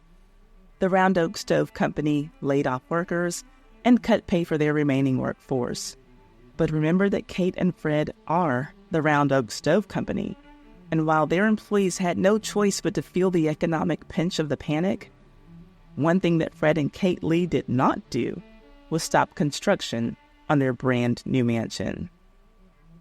Needless to say, the people of Dowagiac were angry. But their anger didn't change anything. As 1893 continued, so did the pay cuts, and so did the construction on the mansion. Round Oak ended the year with another round of layoffs, about 50 men. The people grew angrier. Gone were the days of Philo Beckwith, who sponsored everything that the town needed and wanted. They were left with his daughter, Kate, who had never worked for anything a day in her life. and Kate's husband, Fred, who didn't care about them. All they wanted was to stuff their pockets and move into their new mansion while everyone around them starved. Tensions between the haves and the have-nots came to a boiling point at the start of the next year, when in February of 1894, B.F. Bentley, who had been laid off from Round Oak Stove Company, took his own life. Here's what was written in an 1894 edition of the Herald Republican in a brief simply titled, Suicide. B.F. Bentley, who has been an employee of the Round Oak Stove Works for several months, left home the first of last week and went to Jackson. Friday, word was received here that he had committed suicide at a hotel in that city. He left a letter directed to Mrs. B.F. Bentley of this city, saying he was unable to procure work and was tired of life. He left his family without any means whatever, and the coroner at Jackson was instructed to dispose of the body as he saw fit. End quote. The Round Oak Stove Works employees and former employees were sick and tired, but there was nothing that they could do but be angry and fume. They were as hot as the stoves that they used to get paid to make. And while they tried their best to contain their anger, construction continued at the new mansion for Fred and Kate. The situation in Dewashak was the same for about a year. The angry workers versus the rich employers. Construction on the mansion was near completion when the Round Oak Stove Workers employees did the one thing that they could do. They went on strike. Round Oak Stove Works? More like Round Oak Stove Won't Work, or something like that. I'm sure that they came up with a more fitting slogan, something more clever, but that's not the point. The point was that these men used the only resource that they had, themselves, in an effort to get the change that they wanted, and kudos to them. Their terms were simple. When Fred and Kate restored their wages, they would get back to work. And what happened? They got replaced the very next day. Now, the new Round Oak guys just didn't have the right stuff. Of course, they would have to learn the ropes, but even when they kinda got it, their production was slow. But Fred and Kate had to show those old workers who was boss, and that they needed to keep their demands to themselves. The response from the original Round Oak workers was to set the company on fire. On March 31st, 1895, someone lit the warehouse on fire. The plan was to burn down the whole complex, as was evidenced by the oil that saturated all of the adjoining buildings. The only reason that the task wasn't completed was that the local fire department put out the blaze before the fire could spread. But some destruction was done. The building that housed the stove trimmings took on $15,000 worth of damage. Adjusted for inflation, that's about $560,000 today in 2024. So while it wasn't enough to shut down the company, it made a statement. The very next week after the fire, the Herald Republican printed that one of the new Round Oak workers lost a finger while operating a polishing machine. That happened on a Wednesday. By that Saturday, just 3 days later, the labor dispute was settled, and the original Round Oak workers, all 500 men, were able to report back to work the following Monday. It turned out that the new guys weren't worth the risk. Now everyone was happy, or at least the workers were content. Fred and Kate were happy because it was finally time for them to move into their new mansion, their forever home. But forever didn't last very long for Fred and Kate. At the age of 42, Kate died from an illness in 1900, just 5 years after moving in. She left behind her husband, her daughter Mary, and her massive fortune. This would not be the last time that this family built a mansion for a lady who didn't get to live in it. That's actually how we get to our Titanic husband, and we're almost there. It makes all the sense in the world to think that Fred spent the next few years mourning the loss of his wife. But the truth was that he was already having an affair with another woman while his wife was sick and dying. After Kate died, Fred married his mistress, who was also named Mary, the same name as his daughter he had with Kate. So he moved his mistress into the mansion he had been sharing with his wife, and a few years later started construction on a new mansion for his daughter, Mary, who was the first wife of our Titanic husband. And this place that they were building for her was something else. I'm not talking just a big old house, no. When this home was complete, it would be a 28-room English-style mansion, complete with Japanese gardens, a tennis court, and an artificial lake. So you get the idea. Mary was born into the richest family in town. So I'm sure that it was a bit of a shock to her father and the town of Dowagiac when she accepted the marriage proposal from our Titanic husband, Dick Bishop. Completely unlike Mary's family, Dick Bishop's family were working-class folk. His dad won a local political race, but he had a day job. He was a hardware dealer. He wasn't poor. He was earning enough money to pay his bills, not build mansions. Mary was the richest girl in the whole state of Michigan. Dickinson met Mary when he himself was a shoe salesman, a respectable job just like any other job that is legal and pays the bills, but it was odd and completely against the custom of the times for Mary to not wed a young man from a similar socioeconomic background. It would have been strange enough for a young man of means to have married a woman whose family didn't have at least $1 million lying around somewhere, but it was practically unheard of for a young rich woman to marry down, as people say. With a yes from Mary, Dickinson wasn't just marrying into money. Mary's family money came from her parents owning the biggest stove manufacturing company in the world at that time. And Mary's mind was made up. She didn't care that he didn't have money. She loved Dickinson, and that's all that mattered. She wanted to marry him. And they got married. On Wednesday, June 24th, 1908 at 7 o'clock p.m., Mary Lee became Mary Bishop in a grand wedding that was covered by the Detroit Free Press in an article called "State's Richest Girl is Wedded." The story was about the wedding as much as it was about her money.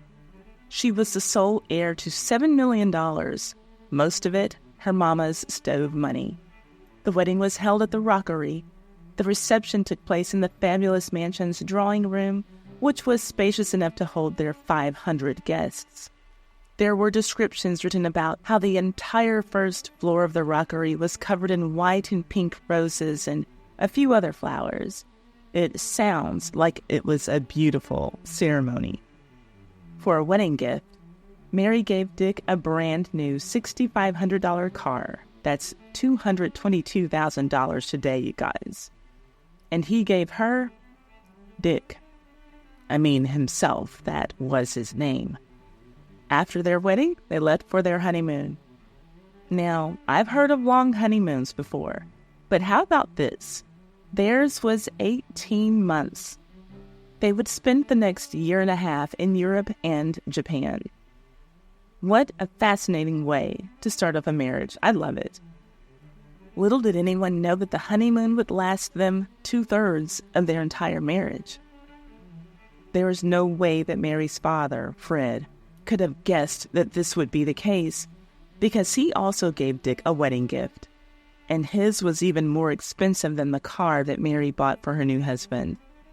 Fred Lee gave Dickinson Bishop a major share in the Round Oak Stove Company.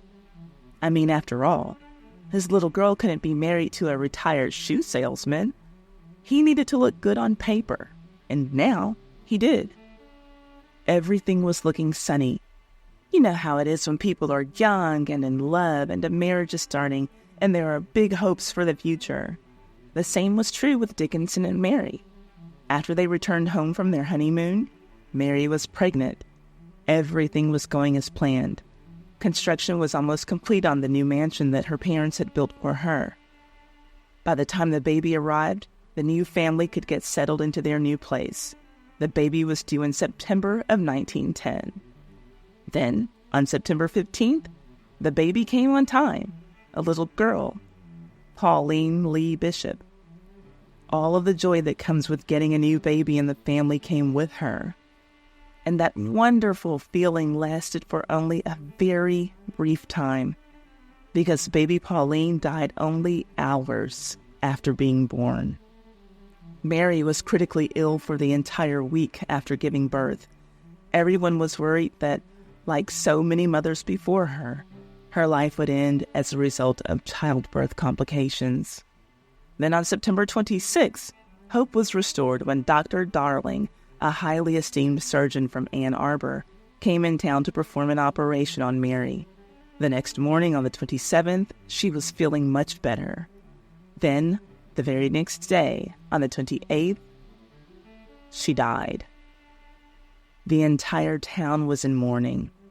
Round Oak Stove Works and her father's bank, Citizens State, shut down operations for a week. You remember that I told you that there were 2 times that a Lee family mansion move-in day didn't go as planned. Well, this was the other one. Mary would never get to start her new life with her husband and daughter. She and Dickinson had scheduled a Christmas time move-in that would never happen. That left Dickinson Bishop with no wife, no child, but a lot of money. With Mary's death, Dickinson was willed everything that had belonged to her, an estate valued at $7 million, having a 3/5 interest in the Beckwith estate, which was now more than his father-in-law. The $7 million alone is worth $230 million today. Dick was loaded. This infuriated Mary's father to no end. Now, the son-in-law who Fred was trying to build up into something on paper to give the appearance that he was worthy of marrying his daughter, the shoe salesman, owned the majority share of the family's business, and there was nothing that Fred could do about it. He was the one who drew up the papers. But it was all supposed to work out in the long term. His daughter wasn't supposed to die, not that soon. But she did. And when she died, Dickinson instantly became a millionaire with no wife or children, and to put it quite simply, he became the most eligible bachelor in the state. He was dubbed the Stove King of Michigan, and the young ladies who never knew his name when he was selling shoes were now all interested in him. He could have his pick. And that is how a shoe salesman was able to buy a ticket for a first-class cabin on the Titanic. Now, Dickinson Bishop, the guy who 2 years before, everybody was thinking, what does that rich girl see in that shoe guy? Now he was the one who the young women were clawing their way to get to, so that they could get their little money-grubbing paws on his dough. Where were they when he was selling shoes? Why weren't they lining up for Dick Bishop back then? Maybe, just maybe, the money made the difference. Well, one girl finally caught his eye, and Dickinson asked her for her hand in marriage. Her name was Helen Margaret Walton, and it might have been love for her because she certainly did not need Dick's fortune. Helen was a 19-year-old woman who came from chair money. Her father was Gerald F. Walton, and in 1899, he was granted a patent for what was the precursor to the chair that we know today as the Lazy Boy reclining chair. His was the push-button chair, or the Royal push-button chair, that was made from real oak and mahogany. With a simple push of a button, the chair could go into 9 different degrees of reclining. Gerald's chair was most famously sold under the brand name Royal Morris Chair, and it sold hundreds of thousands of units every year. So I want to be very clear when I say that Helen did not need Dickinson Bishop's money. Her father had plenty to give her. So Helen and Dickinson officially got married on November 7th, 1911, a year and a few months after his first wife, Mary, died. You'll know why I said officially in just a little bit. You can imagine that Mary's family, friends, and the town of Dowagiac, where she had been such a prominent and beloved figure, felt that Dick had moved on too soon. But he was a young man and he needed to move on with his life, and he did. But when he got married to Helen, Mary was still very much in the picture and in the headlines, overshadowing his new bride. The headline and the sub-headline that the Niles Daily Sun printed about the society wedding was as much about the newlyweds as the deceased wife. It read, "The wedding was notable. Dick Bishop of Dowagiac leads Margaret Walton of Sturgis to the altar. Go to Egypt for trip. Their home will be beautiful mansion started before his first wife's death." Ouch. I'm sure that Helen loved that. And to be clear, Margaret is Helen. Margaret was her middle name. Their wedding was called the most notable wedding that had ever been held in the city of Sturgis. It took place at St. John's Episcopal Church. The officiant was Reverend Frederick Patterson. Just as Dick's first wife had been the only child of wealthy parents, the same was true of Helen. Her father's chair patent made him the chair king of Detroit. His success was written about in the wedding article. The only thing mentioned about Dick's parents were their names. His family wasn't notable. He was just a guy who had inherited his dead wife's money. Helen's father was too ill to walk her down the aisle, so he didn't attend. An uncle took his place. It was also shared that the couple would leave for their honeymoon on January 12th. They would set sail for Egypt. That's the only destination mentioned in this story, but they went to a few other places. Interestingly enough, it's what happened in Egypt that plays a very big part in this story, and we're almost there. But before we get our newlyweds on the Titanic, I have to tell you that the last part of their wedding news article expresses that when they return from their honeymoon, they will take up their new residence in the handsome new Bishop home on Main Street, which has never been occupied since its erection. And yes, that was the mansion that was built for his first wife. Let me know if you have any thoughts about that. Fred Lee, the first wife's father, wasn't crazy about it. But he and Dick were in similar situations now. Through no fault of their own, their wives had died. And remember, Kate died, then Fred married the woman he had been cheating with. He moved her into his rather new mansion.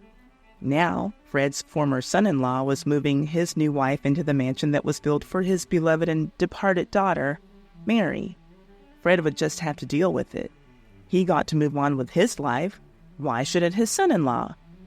Sure, Dickinson might have moved on a little too quickly for some people's taste, but at least he wasn't cheating on his dying wife. Maybe this ex-father-in-law and ex-son-in-law had more in common than either of them cared to admit. The White Star Line, which owned Titanic, named their ships with names ending in "ick." Before Titanic, they built the Oceanic class of ships. Dick and Helen boarded one of those in New York to start their honeymoon. It was the Adriatic. From there, they visited the Azores, Gibraltar, Egypt, Italy, Spain, and France. Now remember that something important happened in Egypt. Well, here it is. Helen met a fortune teller, tarot card reader, while she was there. And this person gave Helen a prophecy which really stuck with her. The fortune teller told Helen that she would survive a shipwreck. I already told you that Helen and Dick survived the Titanic disaster. But there was more to the prophecy. Helen was also told that she would survive an earthquake, and then, in an automobile accident, she would die. So now, let's get our newlyweds on the Titanic. As I mentioned, the last stop on their honeymoon was France. Dickinson and Helen spent a few days in Paris before traveling to Cherbourg to board the Titanic. And at this point, I have to mention that seeing that tarot card reader wasn't the only highlight of their honeymoon. While the couple was in Italy, they picked up something really special in Florence, a little dog named Frau. So it was the three of them who boarded the Titanic on Wednesday, April 10th, around 7 that evening. After checking in, Helen received a little favoritism from the steward. Maybe it was because she was rich, or because she was pretty, or maybe it was because Frau was so cute.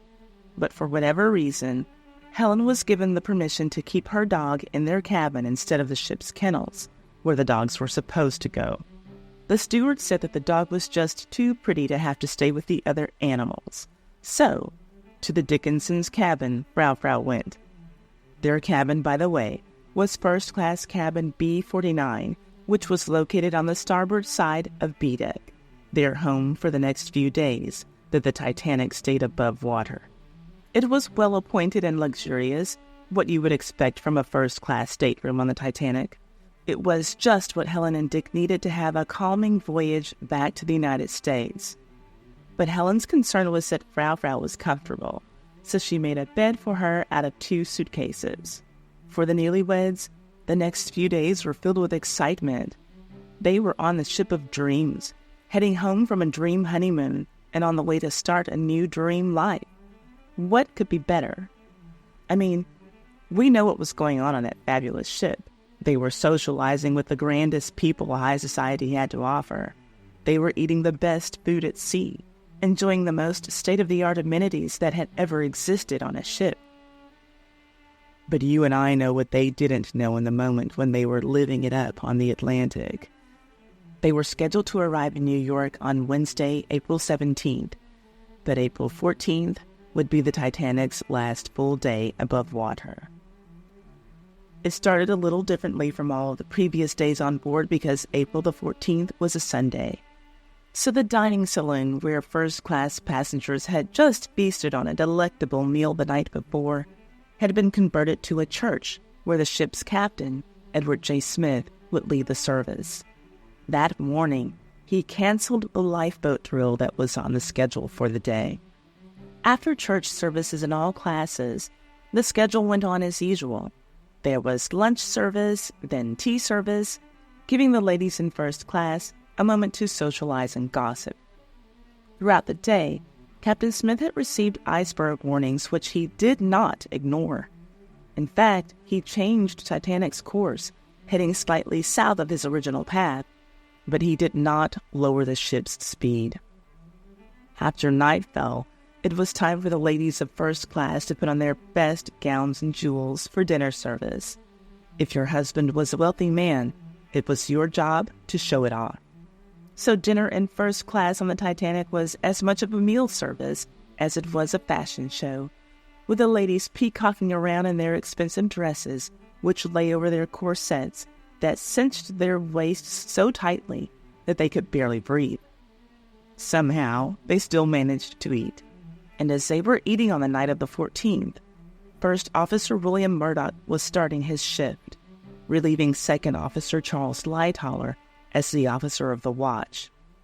Lookouts Frederick Fleet and Reginald Lee began their watch in the Titanic's crow's nest. The night was calm, unusually calm, making icebergs extremely difficult to see, and to make matters worse, the binoculars that belonged in the crow's nest were nowhere to be found. At 10:55 p.m., the nearest ship to the Titanic, the Californian, radios the Titanic with this message from its only wireless operator, Cyril Evans. "Say, old man, we are stopped and surrounded by ice." To which Titanic's senior wireless operator, John Phillips, replied, shut up, I am busy.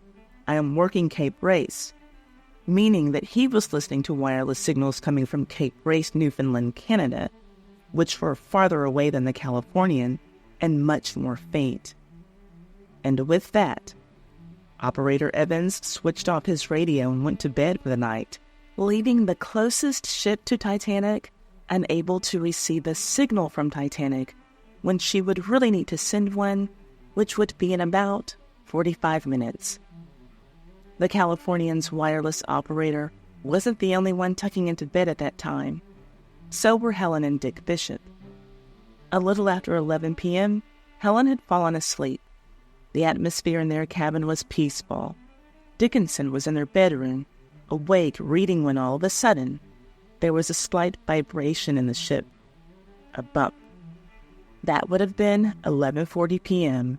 when the starboard side of Titanic scraped an iceberg. It didn't seem like much of anything to the night owls who were awake playing cards and gambling, but it was enough for Dick to alert Helen to wake up and get dressed. They both put on some clothes and went up on deck, But as they looked around, they didn't see anything unusual. It was cold, uncomfortably cold, as Helen said, but that was to be expected. They looked all over the deck, walked up and down a couple of times, and saw nothing. One of the stewards met them and laughed at them, saying, "You go back downstairs. There's nothing to be afraid of. We have only struck a little piece of ice and passed it." Boy, oh boy, was he wrong. But it put Dick and Helen at ease, and they went back to their stateroom to retire for the night. Or so they thought. Only 15 minutes later, fellow passenger Albert's steward knocked on their door, telling the couple to go up to A deck. Mr. Stewart helped to save their lives that night, and unfortunately, he would not make it out of the Titanic disaster alive. But we have an excerpt from a letter that Helen wrote to Albert's sister. It tells us what happened in the next few minutes after Albert knocked on the door of Dick and Helen. It reads, "On the evening of the disaster, we left Mr. Stewart in the lounge about 11 o'clock and did not see him again until he knocked at our door sometime after the disaster. This was after we had dressed, gone up on deck, and gone to our beds again. Mr. Stewart said, 'Dickie Bird, you'd better come up on deck and amuse yourself,' in a tone that warned us. We dressed carefully and warmly and met him upstairs in about 10 minutes. He was also dressed warmly. When the order came to put on life belts, we all separated and met again, almost in no time. We went at once up on the boat deck. Mr. Stewart gathered together Mr. and Mrs. Harder, Mr. Bishop, and me, shouting to us not to worry. The steam made so much noise that we could hardly hear a word. A few minutes later, Mr. Stewart said, 'You 4 kiddies stay together and get in the first lifeboat. I'll be right back here.' 3 minutes afterward, we were pushed into the first lifeboat. Mr. Stewart had gone inside, but there were not more than 50 people on the whole deck when we left. We expected he would follow in the next. The rest of the horrible details you know. We never saw him again." End quote. Well, after Helen and Dickinson were up on A deck, they met up with the ship's richest passenger, John Jacob Astor, who was a hero that night. Helen saw him approach Captain Smith, who was walking down the grand staircase. As Helen put it, the captain told Astor something in an undertone. He didn't say exactly what the captain told him, and Helen didn't hear it for herself. But whatever it was, it had to have been serious, because the next thing that happened was that John Jacob Astor came and told Helen and everyone standing close to them to put on their life belts. At this time, Dick was in their cabin, putting on warmer clothes and getting a fur muff for Helen and getting her dog, little Frau. With the orders from Astor, Helen went back to her stateroom where her husband was still preparing to leave the Titanic. She dressed in warmer clothes and put on a life belt. And those were the only things that she retrieved from her cabin. We've heard so many stories about how people on the Titanic were stuffing their coat pockets with cash and jewelry to take with them on their lifeboats. But Helen didn't care about any of that stuff, and she had plenty of it. 3 gold purses, a platinum chain with a diamond plaque, a pearl necklace with an emerald drop, 16 rings set with diamonds, sapphires, rubies, and emeralds, a string of pearls, another string of corals, a platinum bracelet, and a few sets of emerald and pearl earrings. $650,000 worth of stuff. But it turns out that the one thing that was priceless to her, the only thing that she cared about in that room, was the one thing that she did not retrieve to take with her on the lifeboat, and that is little Frau. You guys, I hate this part of the story. If you've been here, you probably know that I am an animal lover. If you're new here, now you know. I know that I said that Dick went to get the fur muff for Helen and her dog, but Helen decided against taking Frau with them. In her mind, she had no choice. As she later stated in an interview after the tragedy, "I realized that there would be little sympathy for a woman carrying a dog in her arms when there were lives of women and children to be saved. I feel the loss of my little dog most of all. I will always remember how she tugged at my dress when I started to leave, She wanted to go with me so much. End quote.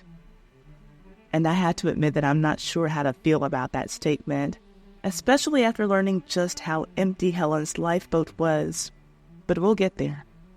Let me know what you think about that. I don't think that there are any wrong answers or ways to feel about it. So now, with tears in her eyes that might have been turning into icicles on her face because of the 32-degree freezing temperature that night, Helen went back on deck. Dick was right behind her. At this point, it was about 12:45 a.m., April 15th, when the famous order went out, as Helen recalled it. Husbands and wives first. Newlyweds first. Fellas, grab your ladies and get into a lifeboat because there's nothing more important than holy matrimony. Children, get back. The husbands and wives can make more of you when they get to safety. Okay, I added on to that last part, but Helen really did tell the press that she and her husband were the first couple in a lifeboat because they were just following orders. The officers said, husbands and wives first. She would change that statement later, but let's just get on with our story and get lying Helen onto the lifeboat. Lifeboat number 7, the first lifeboat to leave the Titanic. Now, in addition to 25-year-old Dick and 19-year-old Helen, there was another young honeymooning couple in lifeboat number 7, John Pillsbury Snyder and his wife Nell. He was 24, she was 23. But they were the only other newlyweds. Also in number 7 were Robert Williams Daniel, a banker, Alfred Norney, a young man who was pretending to be a baron, and Dorothy Gibson, a silent screen actress. We have covered her story on this channel, and if you have seen it, you know that she was out for herself. Actually, Andrew Wilson, the author of Shadow of the Titanic, described all of the passengers of lifeboat number 7 as people with an overwhelming sense of self-preservation. That's a nice way of putting it. So here they were, the first ones to leave Titanic. Their job now was to row their little boat as far away from the big boat as possible, so that when Titanic sank, as she surely would, they would not sink with her. It wasn't the most ladylike thing to do, but even Helen took up an oar and rowed. It was a matter of survival. But guess who refused to row? The fake Baron. He sat in the lifeboat and puffed on a stinky pipe while everyone else rowed. Besides the 24-year-old, able-bodied fake Baron, the everyone else in number 7 consisted of 27 other people, leaving room for 37 more souls who could have lived on. Each lifeboat could hold 65 passengers. If the point of sacrificing Frau was so that another human could live, these numbers on the lifeboat just weren't adding up. But I understand that they didn't know exactly what the situation would be when they got to the lifeboats, so let's move on. Now we have everyone in number 7 taking turns rowing to get away from the very ship that just days before everyone in the world wanted to be on. But at this moment, it was clear that Titanic was sinking. The ladies were afraid the Titanic was going down and she was going to take their lifeboat with her. They were so scared. So Helen tried to calm their nerves and tell them a story. She told them about the fortune teller in Egypt and the fortune that she was given.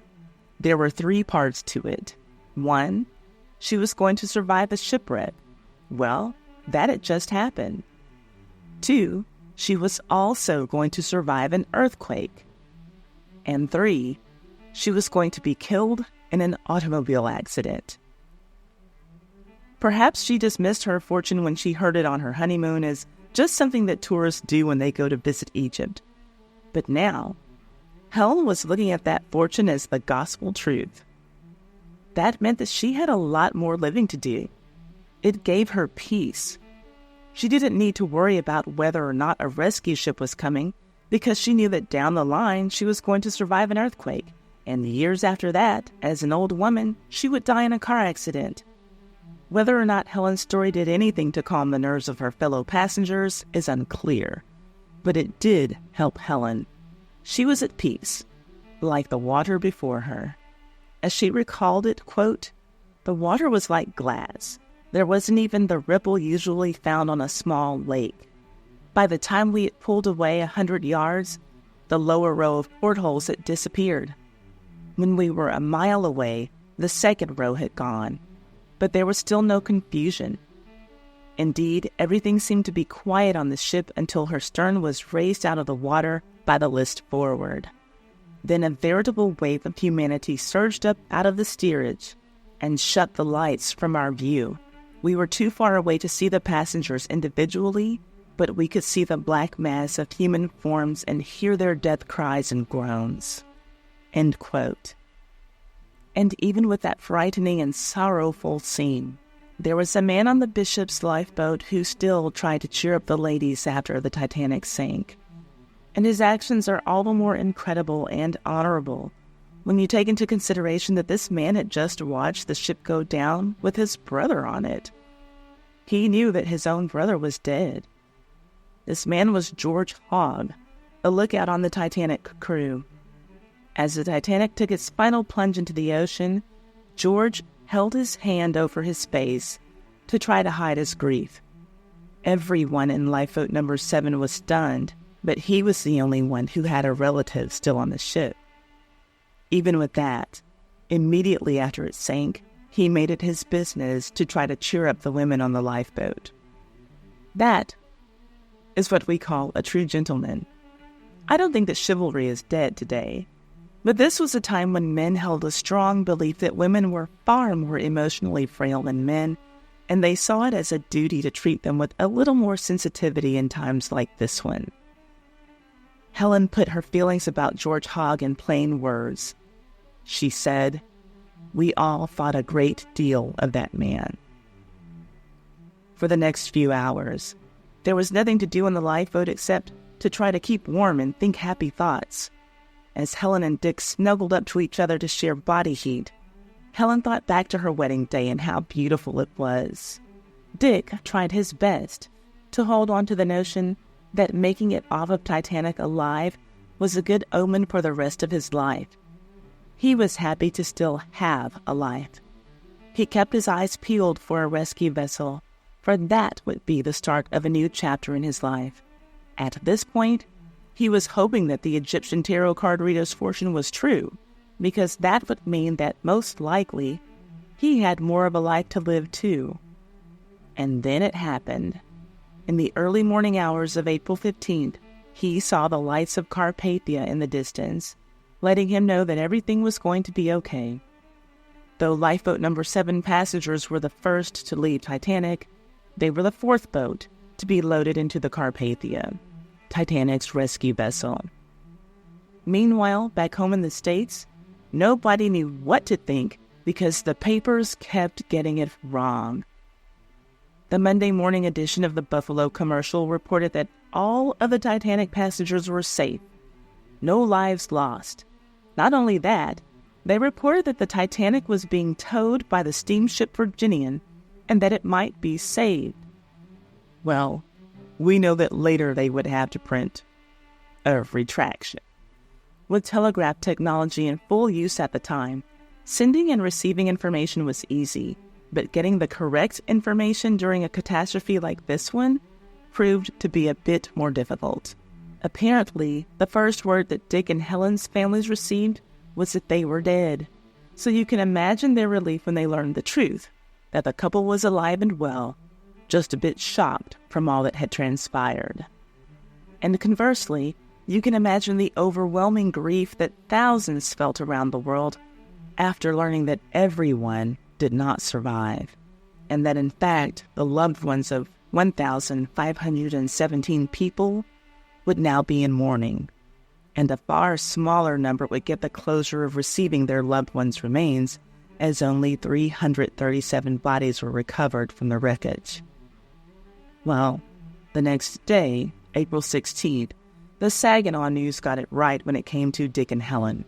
It reported that they were alive, which brought a sense of relief to their part of Michigan. but that didn't come close to how Helen's parents felt when they went to New York and laid their eyes on their own daughter and son-in-law.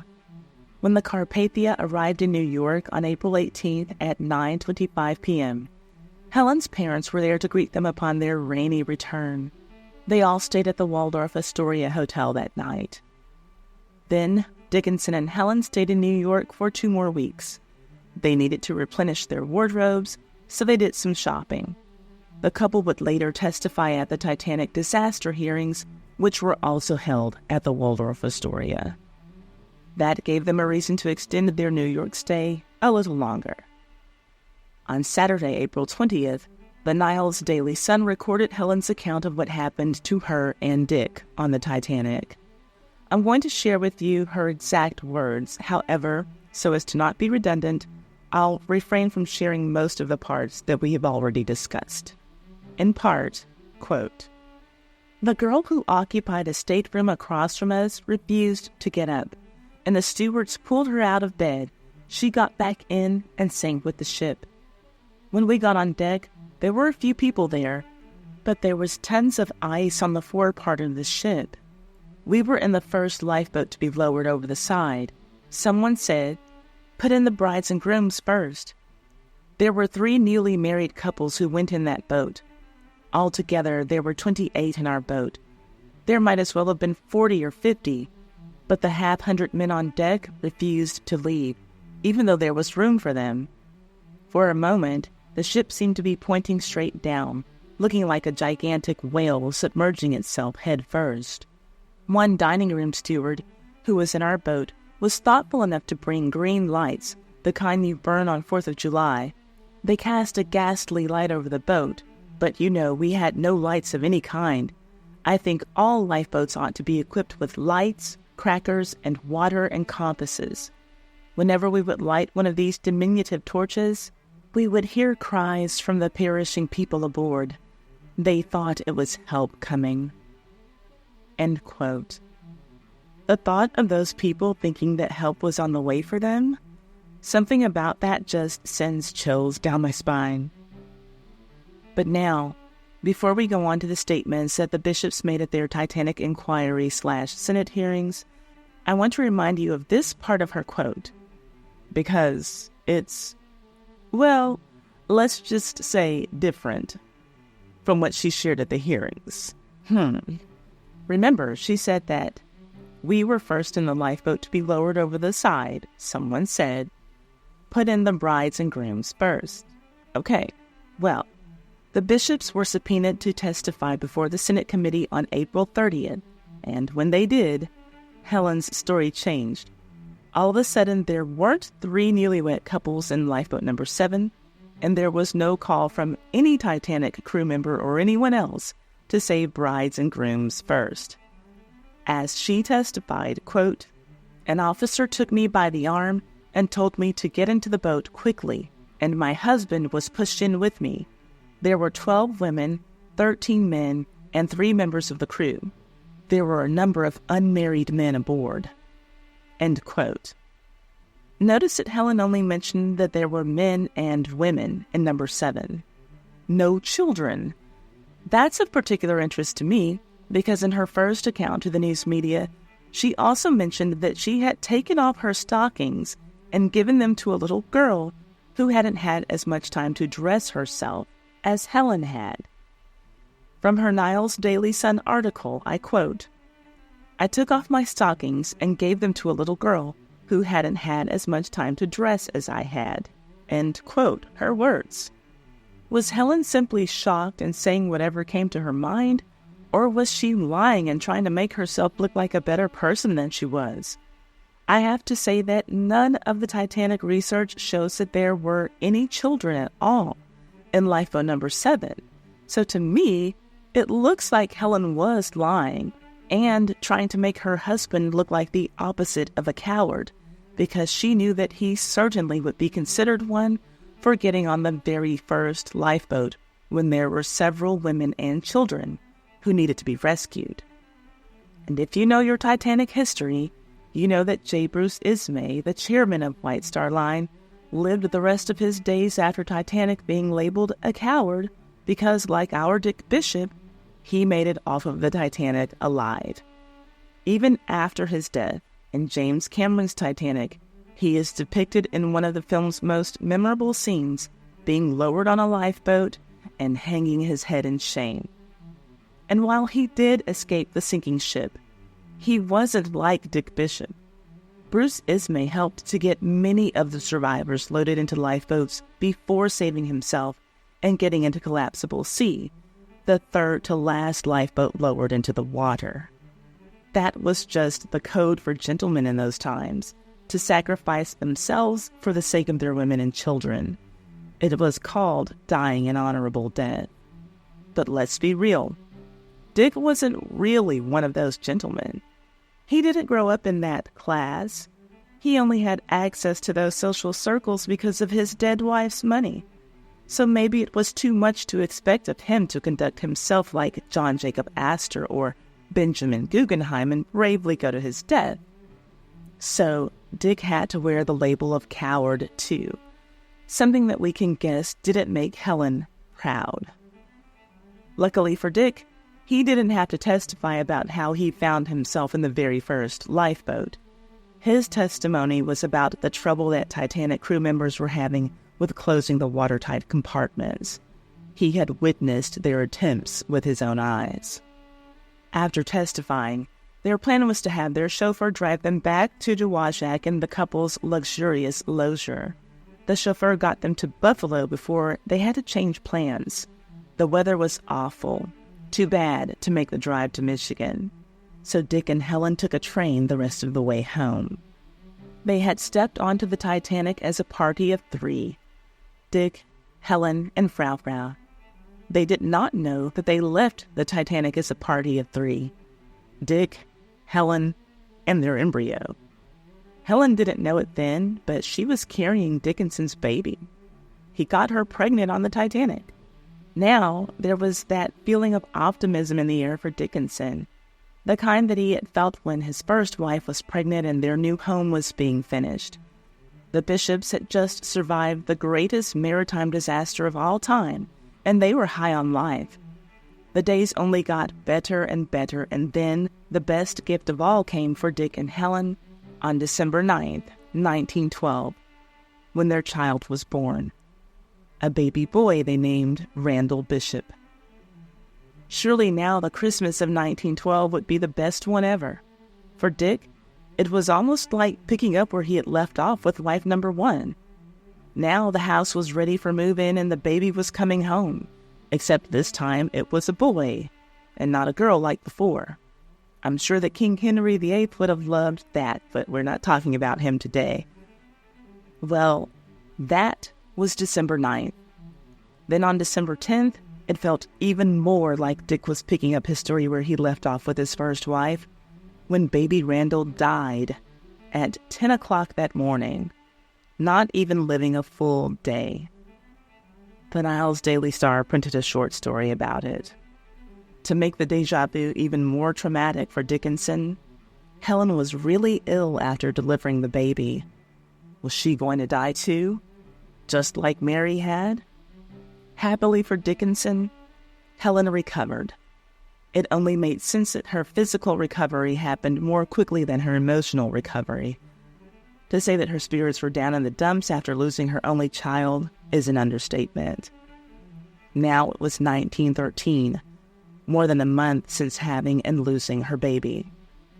Helen's doctors suggested that she could lift her spirits by taking a vacation. Her prescription was a trip out of Michigan to someplace warmer. So the Bishops followed the doctor's orders and went to vacation in sunny California. And guess what happened while they were there? An earthquake. You can imagine that this had the opposite effect of the point of this vacation, which was to help settle Helen's nerves. Now she was a nervous wreck, no pun intended, just waiting for a car accident to take her out for good. That was the prophecy. She would survive a shipwreck, check. She would survive an earthquake, check. She would die after a car accident. Now, for poor Helen, she couldn't think about anything else. In her mind, The earthquake and the car accident weren't supposed to happen until she was a very old woman. Now here she was, not even a full year after surviving the Titanic, and 2/3 of the prophecy was already fulfilled. She was scared. So Helen needed a vacation from this vacation. Near the end of that year, she was finally ready to try to get out of the house and have a little fun after Dick convinced her to go away for a couple of days for a party in the nearby city of Kalamazoo. You see, on November 4th, which was a Tuesday, there was a big soiree at the Kalamazoo Country Club. You can party during the week when you have millions of dollars and you don't have to get up for work on Wednesday morning. Well, this party had it all: music, dancing, and plenty of alcohol. A combination that had Helen feeling loose as a goose and finally out of her funk. She didn't want the night to end, but Dick did. Happy to see that Helen was finally having a fun night after being depressed for almost a year, he didn't want her night to end just because he was tired. So he left Helen at the party with his cousin, Bartlett Dickinson, who, yes, had the same last name as Dick's first name, and their mutual friend, Dr. Dan Eaton. Those three stayed at the party until after 3 o'clock in the morning. Remember, this was Michigan in November. It was cold. It was freezing that night. When they got to their car, their windshield was covered with ice.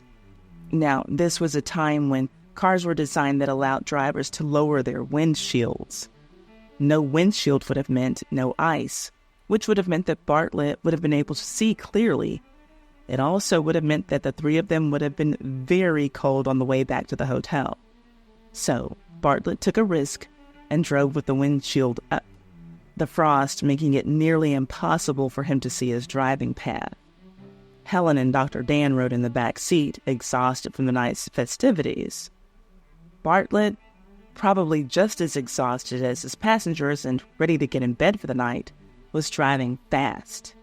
Too fast when he turned a corner on Lavelle Street and lost control of his car, smashing it right into a tree. The scene was a nightmare.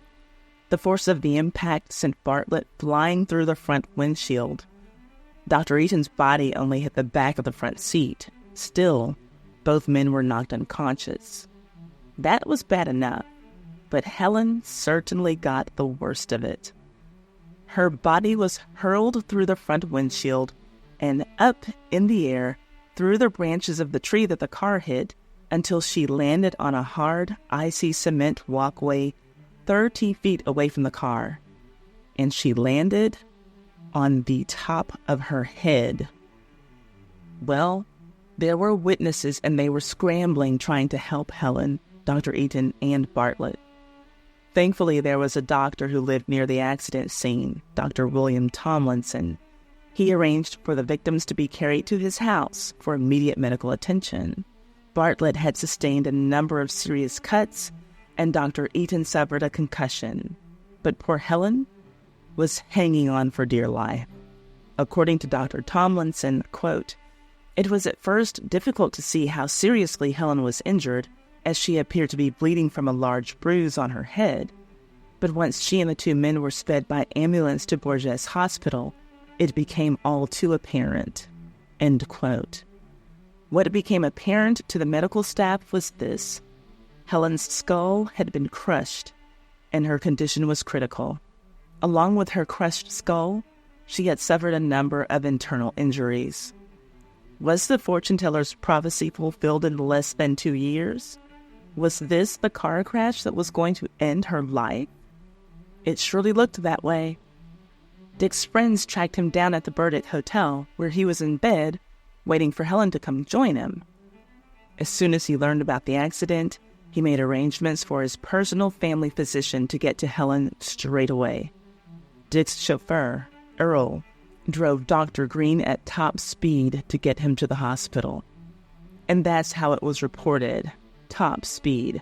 And that had to have been true, because from the time that the doctor got the call from Dick, it took him less than an hour to get to Helen's hospital room.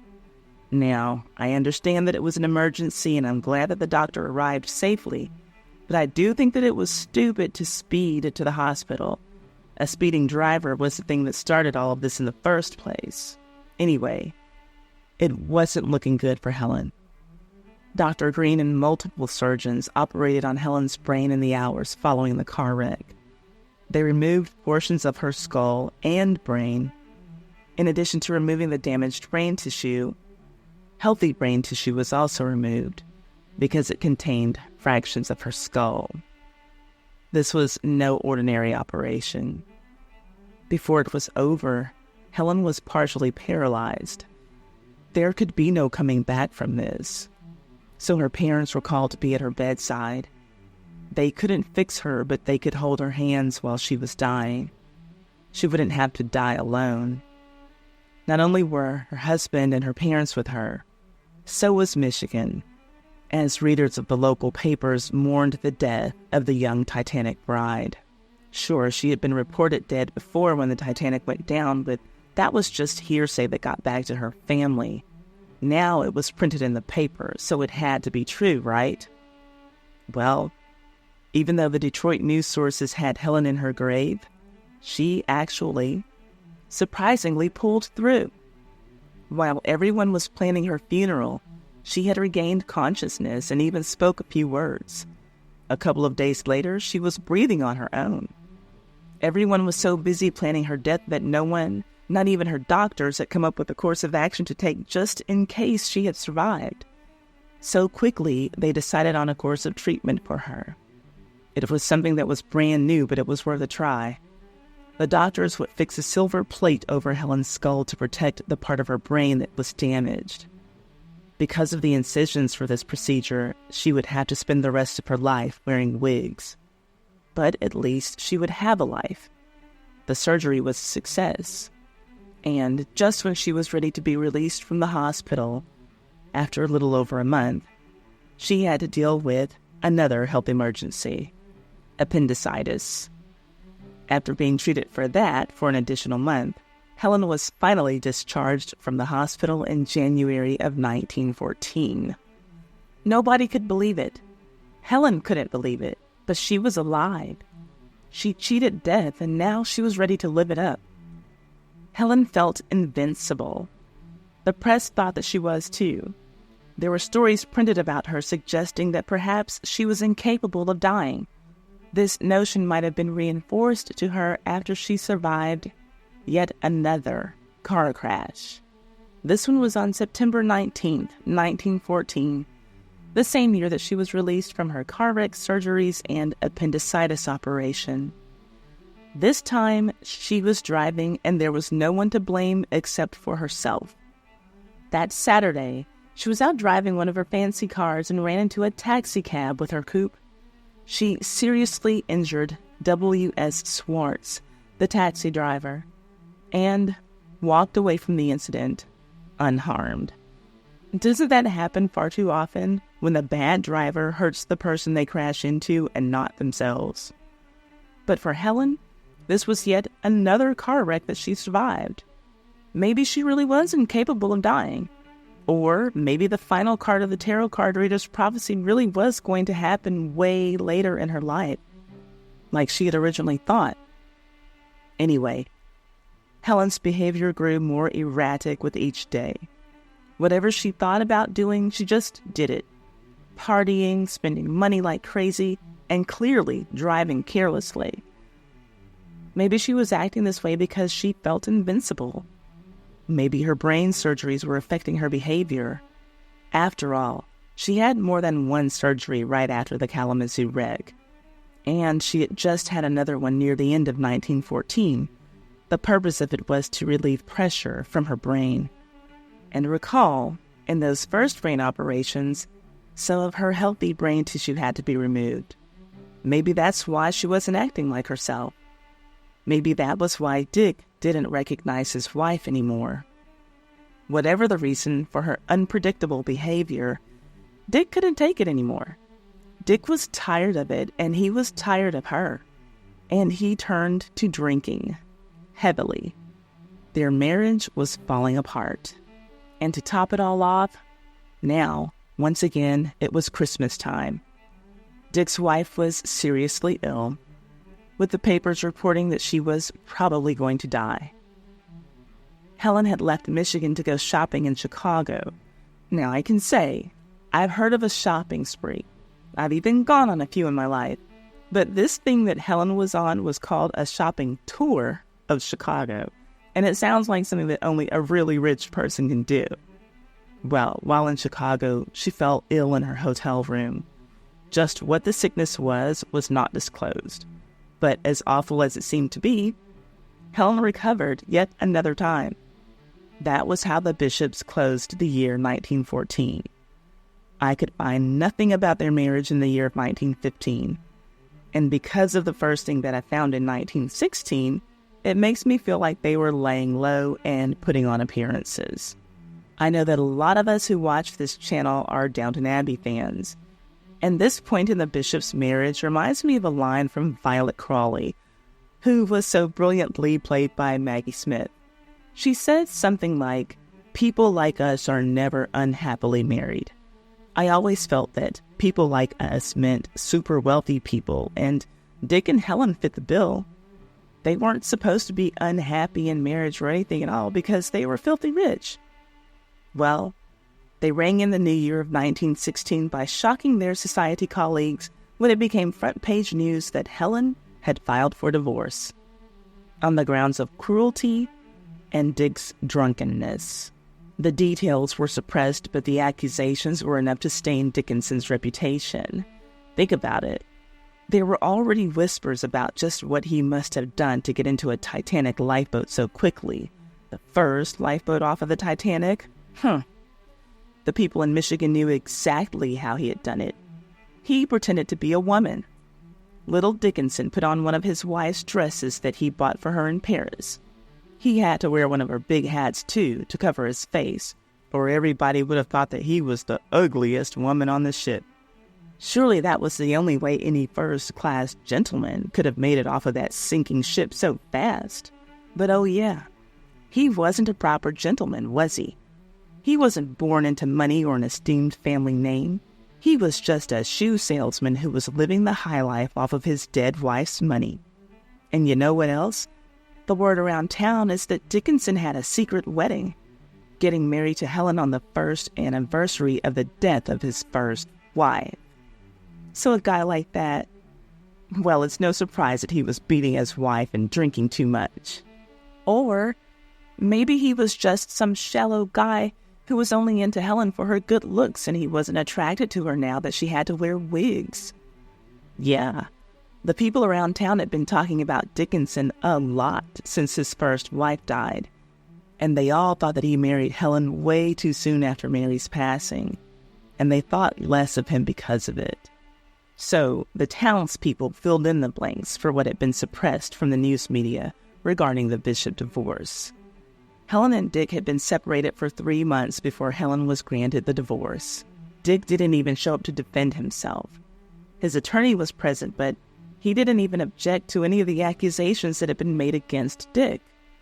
And those accusations were made by Helen and a young man whose name was left off of the record, but the very next day, the Herald Press identified him as Mr. Parker from Coldwater. They had all of the juicy details. We'll get there.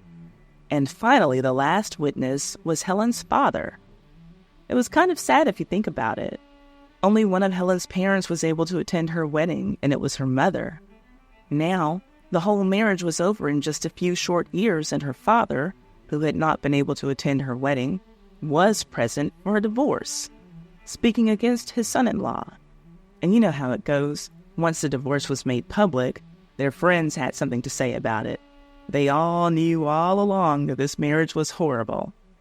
Oh yeah, Helen and Dick, they had been separated since last October. Oh yeah, Dick took Helen back home to her parents' house and told her father, "Here's your daughter, take her back, she's impossible." Oh yeah, she went to her parents' summer home at Klinger Lake, and Dick went off to New York, like he didn't even have a wife. They had a lot to say about Dick. But Helen wasn't exactly made out to be an angel in the situation. She was characterized as an awful driver and a squanderer of money, with the paper saying of her, quote, "Mrs. Bishop, who is an enthusiastic motorist, is said to have terrified the people of her town and surrounding country with her reckless, speed-mad driving. And during the early fall, she spent much time in Chicago, where she startled her friends with her lavish wardrobe expenditure. End quote. Okay, so it's not just me. Even her rich friends thought that her shopping tour of Chicago was a bit excessive. Dickinson was in New York and not available for a comment. He didn't even want to speak in the hearing, so that only makes sense. Helen told the press that she didn't want to talk about it either. And this is the only quote that I saw from her. It reads, "I just want as little said about it as possible. I obtained it on grounds of drunkenness and extreme cruelty. I have nothing to say as to whether any cash settlement was made." End quote. Now, Helen, I don't want to talk about it, but I want to be sure that you all know that Dick was drunk and cruel. That's all. Nothing more to say. Okay, Helen, and what about your homicidal driving tendencies? No comment on that? Okay. Anyway, the Herald did also mention that there was a lump sum cash payment to be made to Helen, and they made sure to make it very clear of the origins of that money, printing, quote, 10 years ago, Dickinson Bishop was a shoe clerk in Dowagiac, drawing a meager salary. He became infatuated with Mary Lee, accredited at that time the richest girl in Michigan. Then in one brief year, Mary Lee died, also her baby, leaving her young husband heir to all her millions. Then Bishop was a much-sought youth, and society girls in all southwestern Michigan, including some well-known in Kalamazoo, viewed him and his millions with much interest. End quote.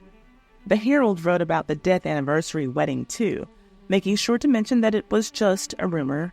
Quote, "Rumor has it that they were secretly married on the first anniversary of the death of Bishop's first wife, but there is no evidence to prove this." End quote. If it was true, this didn't only make Dickinson look bad. It made Helen look bad, too. So did she deserve any of his first wife's millions? Maybe a fraction of 1 million. $100,000 to be exact. That was the reported payout from Dick to Helen. Chump change. Scraps. Worth only a lousy $2.8 million today. It seemed like that was why Helen didn't want to talk about her divorce, because she was ashamed of the pennies that she was getting for the alimony.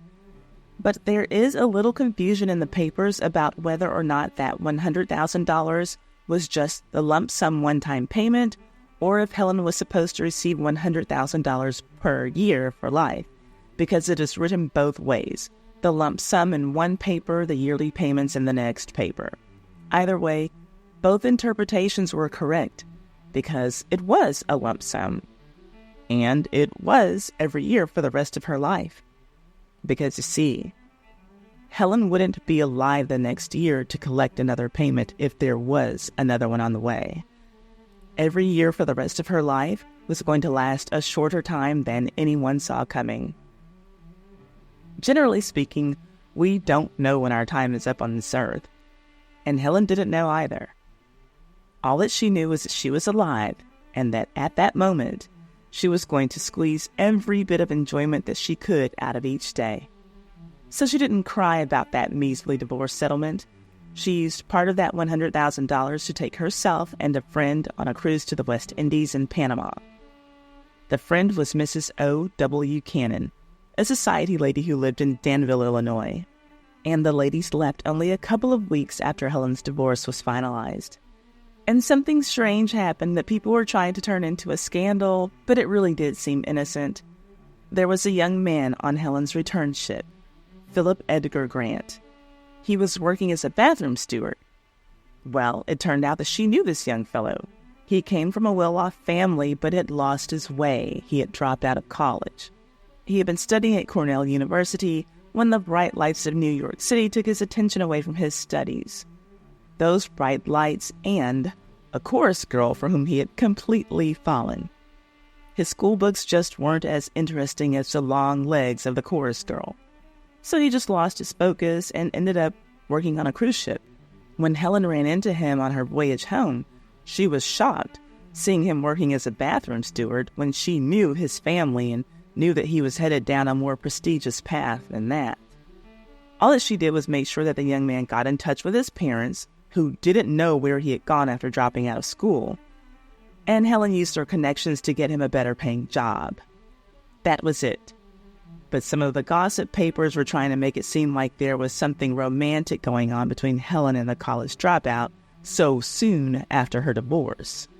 But there wasn't any romance between them.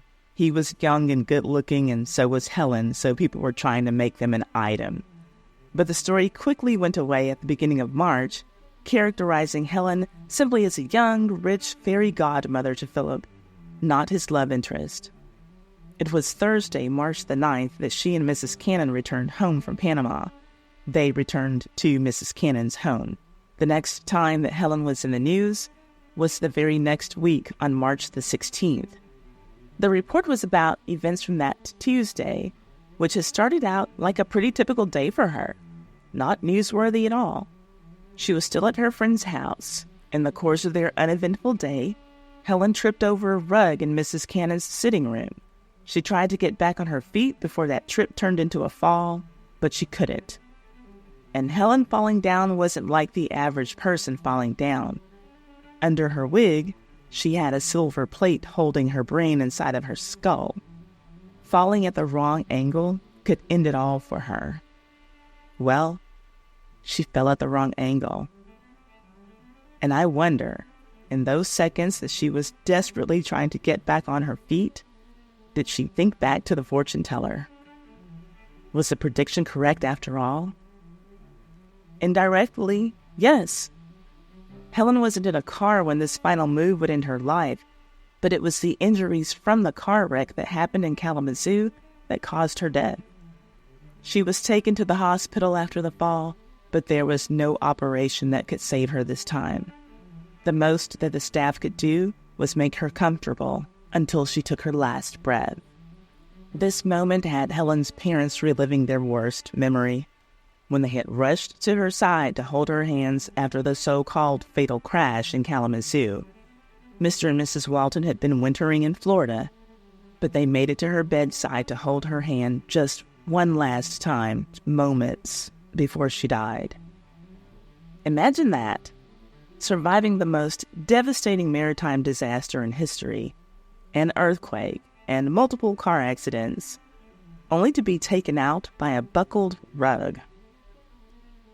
This time when the newspapers reported her death, they would finally be correct. Helen Walton Bishop was dead. But my, oh my, there was something else that the papers reported. On the same day as Helen's death announcement, right beside her death announcement. And it was beyond ironic, especially if the stories about her secret wedding to Dick on the first anniversary of the death of his first wife were actually true. It was this. While Helen was dying, as she lay on her hospital bed with her parents holding her hand, Dick was holding the hand of another woman and slipping a wedding band on it. Yes, Dick was getting married to his third wife on the same day that Helen died. And I'm not exaggerating with the timing. Helen died only a few hours after Dick's wedding was over. It was happening again. Just how dead wife number one overshadowed Helen in the news articles about her wedding to Dick, now dearly departed Helen was overshadowing Dick's new bride. What's her name on her wedding day? The headlines seemed unreal. Bridal March and Requiem. Dickinson Bishop's divorced wife, who died yesterday, and his new bride of a day. Dies as divorced husband remarries. Helen Bishop dies, divorced hubby reweds. Helen Walton Bishop dies as former spouse speeds west on honeymoon trip to Honolulu. Just like with his first wife, it wasn't Dick's fault that now his second wife had died. Helen's trip and fall had nothing to do with him. He was all the way in Atlanta getting married to Sidney Boyce, a daughter of Chicago publisher and founder of the Boy Scouts of America, William D. Boyce, when Helen was breathing her last breath in Illinois. But the same way that people thought that Dickinson married Helen way too soon after his first wife died, now they wondered, with his third marriage taking place only 2 months after his divorce had been finalized, was he already carrying on a relationship with wife number 3 before he got divorced? Was that why he dropped Helen off at her parents' house and skipped town to go be with his other woman? It seemed logical, because otherwise the case would have been that he met wife number 3 after the divorce and had, at the longest, a 2-month courtship before getting married. It was possible, but not probable. And for those who believed in the spiritual realm of fortunes, kismet, destiny, and karmic retribution, if the rumor about Helen and Dick getting married on the anniversary of his first wife's death were true, Helen got a big old serving of karma when the date of her death became her ex-husband's wedding day. And once again, his real wedding day would be on the death anniversary of his previous wife. Dick had to have been really fed up with his wives dying at the most inopportune times. Helen's funeral took place on Friday, March 24th, 1916, at St. John's Episcopal Church, and it was officiated by Reverend Frederick Patterson. If you have an excellent memory, you've recalled that this was the same church where, just 4 years prior, she and Dickinson got married, and the same reverend officiated that ceremony. This was also the same church where the funeral was held for the baby that Helen and Dickinson lost after their honeymoon. Same reverend as well.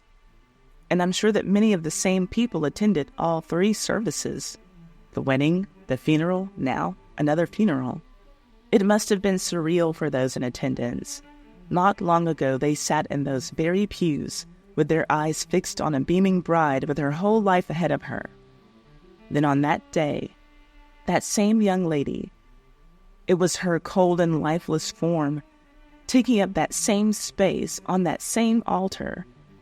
Some of their eyes might have been fixed on her, and surely others wouldn't be brave enough to look at her dead body. Dick went on to live his life, but he lived it in a different place, not the mansion that was built for his first wife. You see, his father-in-law never got over the fact that Dickinson moved his second wife into that house. Dickinson and his third wife started their married life in the mansion built for Mary Lee, but they didn't stay there long enough to get settled in. Dick's first father-in-law, Fred Lee, bought the house from Dick and converted it into a much-needed hospital for the small town of Dowagiac. He named it the Lee Memorial Hospital in memory of his daughter, and endowed it with a fund which was to provide for its perpetual maintenance. Though there is a hospital in town that still bears the Lee family name, the original Lee Memorial Hospital building was demolished in 1976. But the Rockery Mansion, the one that Fred Lee and his first wife built in the 1890s, still stands today as a historical landmark, and is not very far from the hospital. As for Dickinson and his third wife, his marriage to Sidney would be his last. The couple went on to live a relatively long life together and made a family, having 2 sons and 1 daughter. Mrs. Sidney Bishop died on November 2nd, 1950, while visiting Fort Lauderdale for the winter.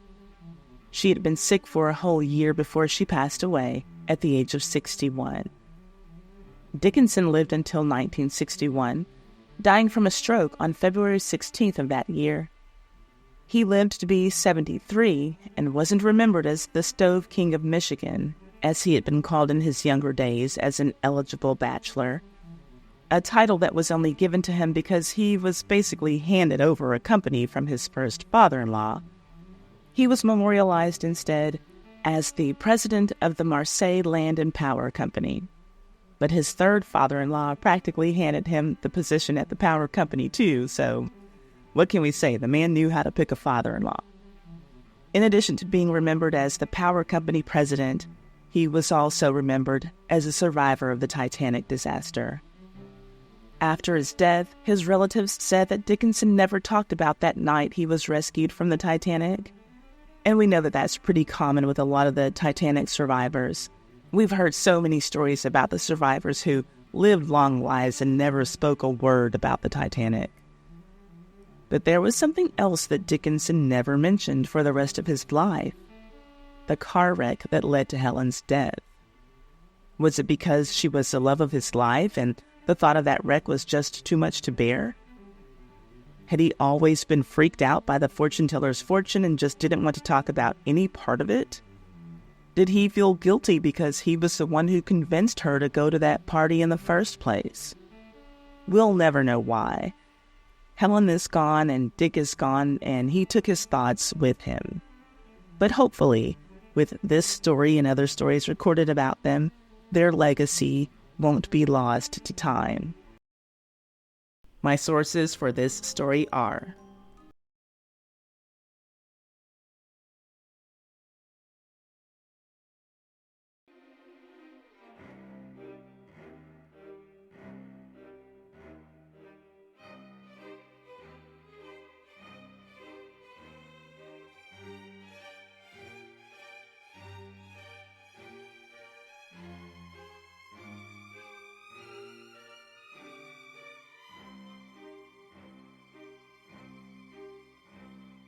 I hope that you have enjoyed this tale so far. If you love these scandalous stories from history that make Ty's Hot Mess History a time capsule for the culture, hit subscribe and the notification bell so you never miss an upload. Give this video a thumbs up. It's free and helps a ton. Whether you're watching or listening, thank you for letting me be a part of your day.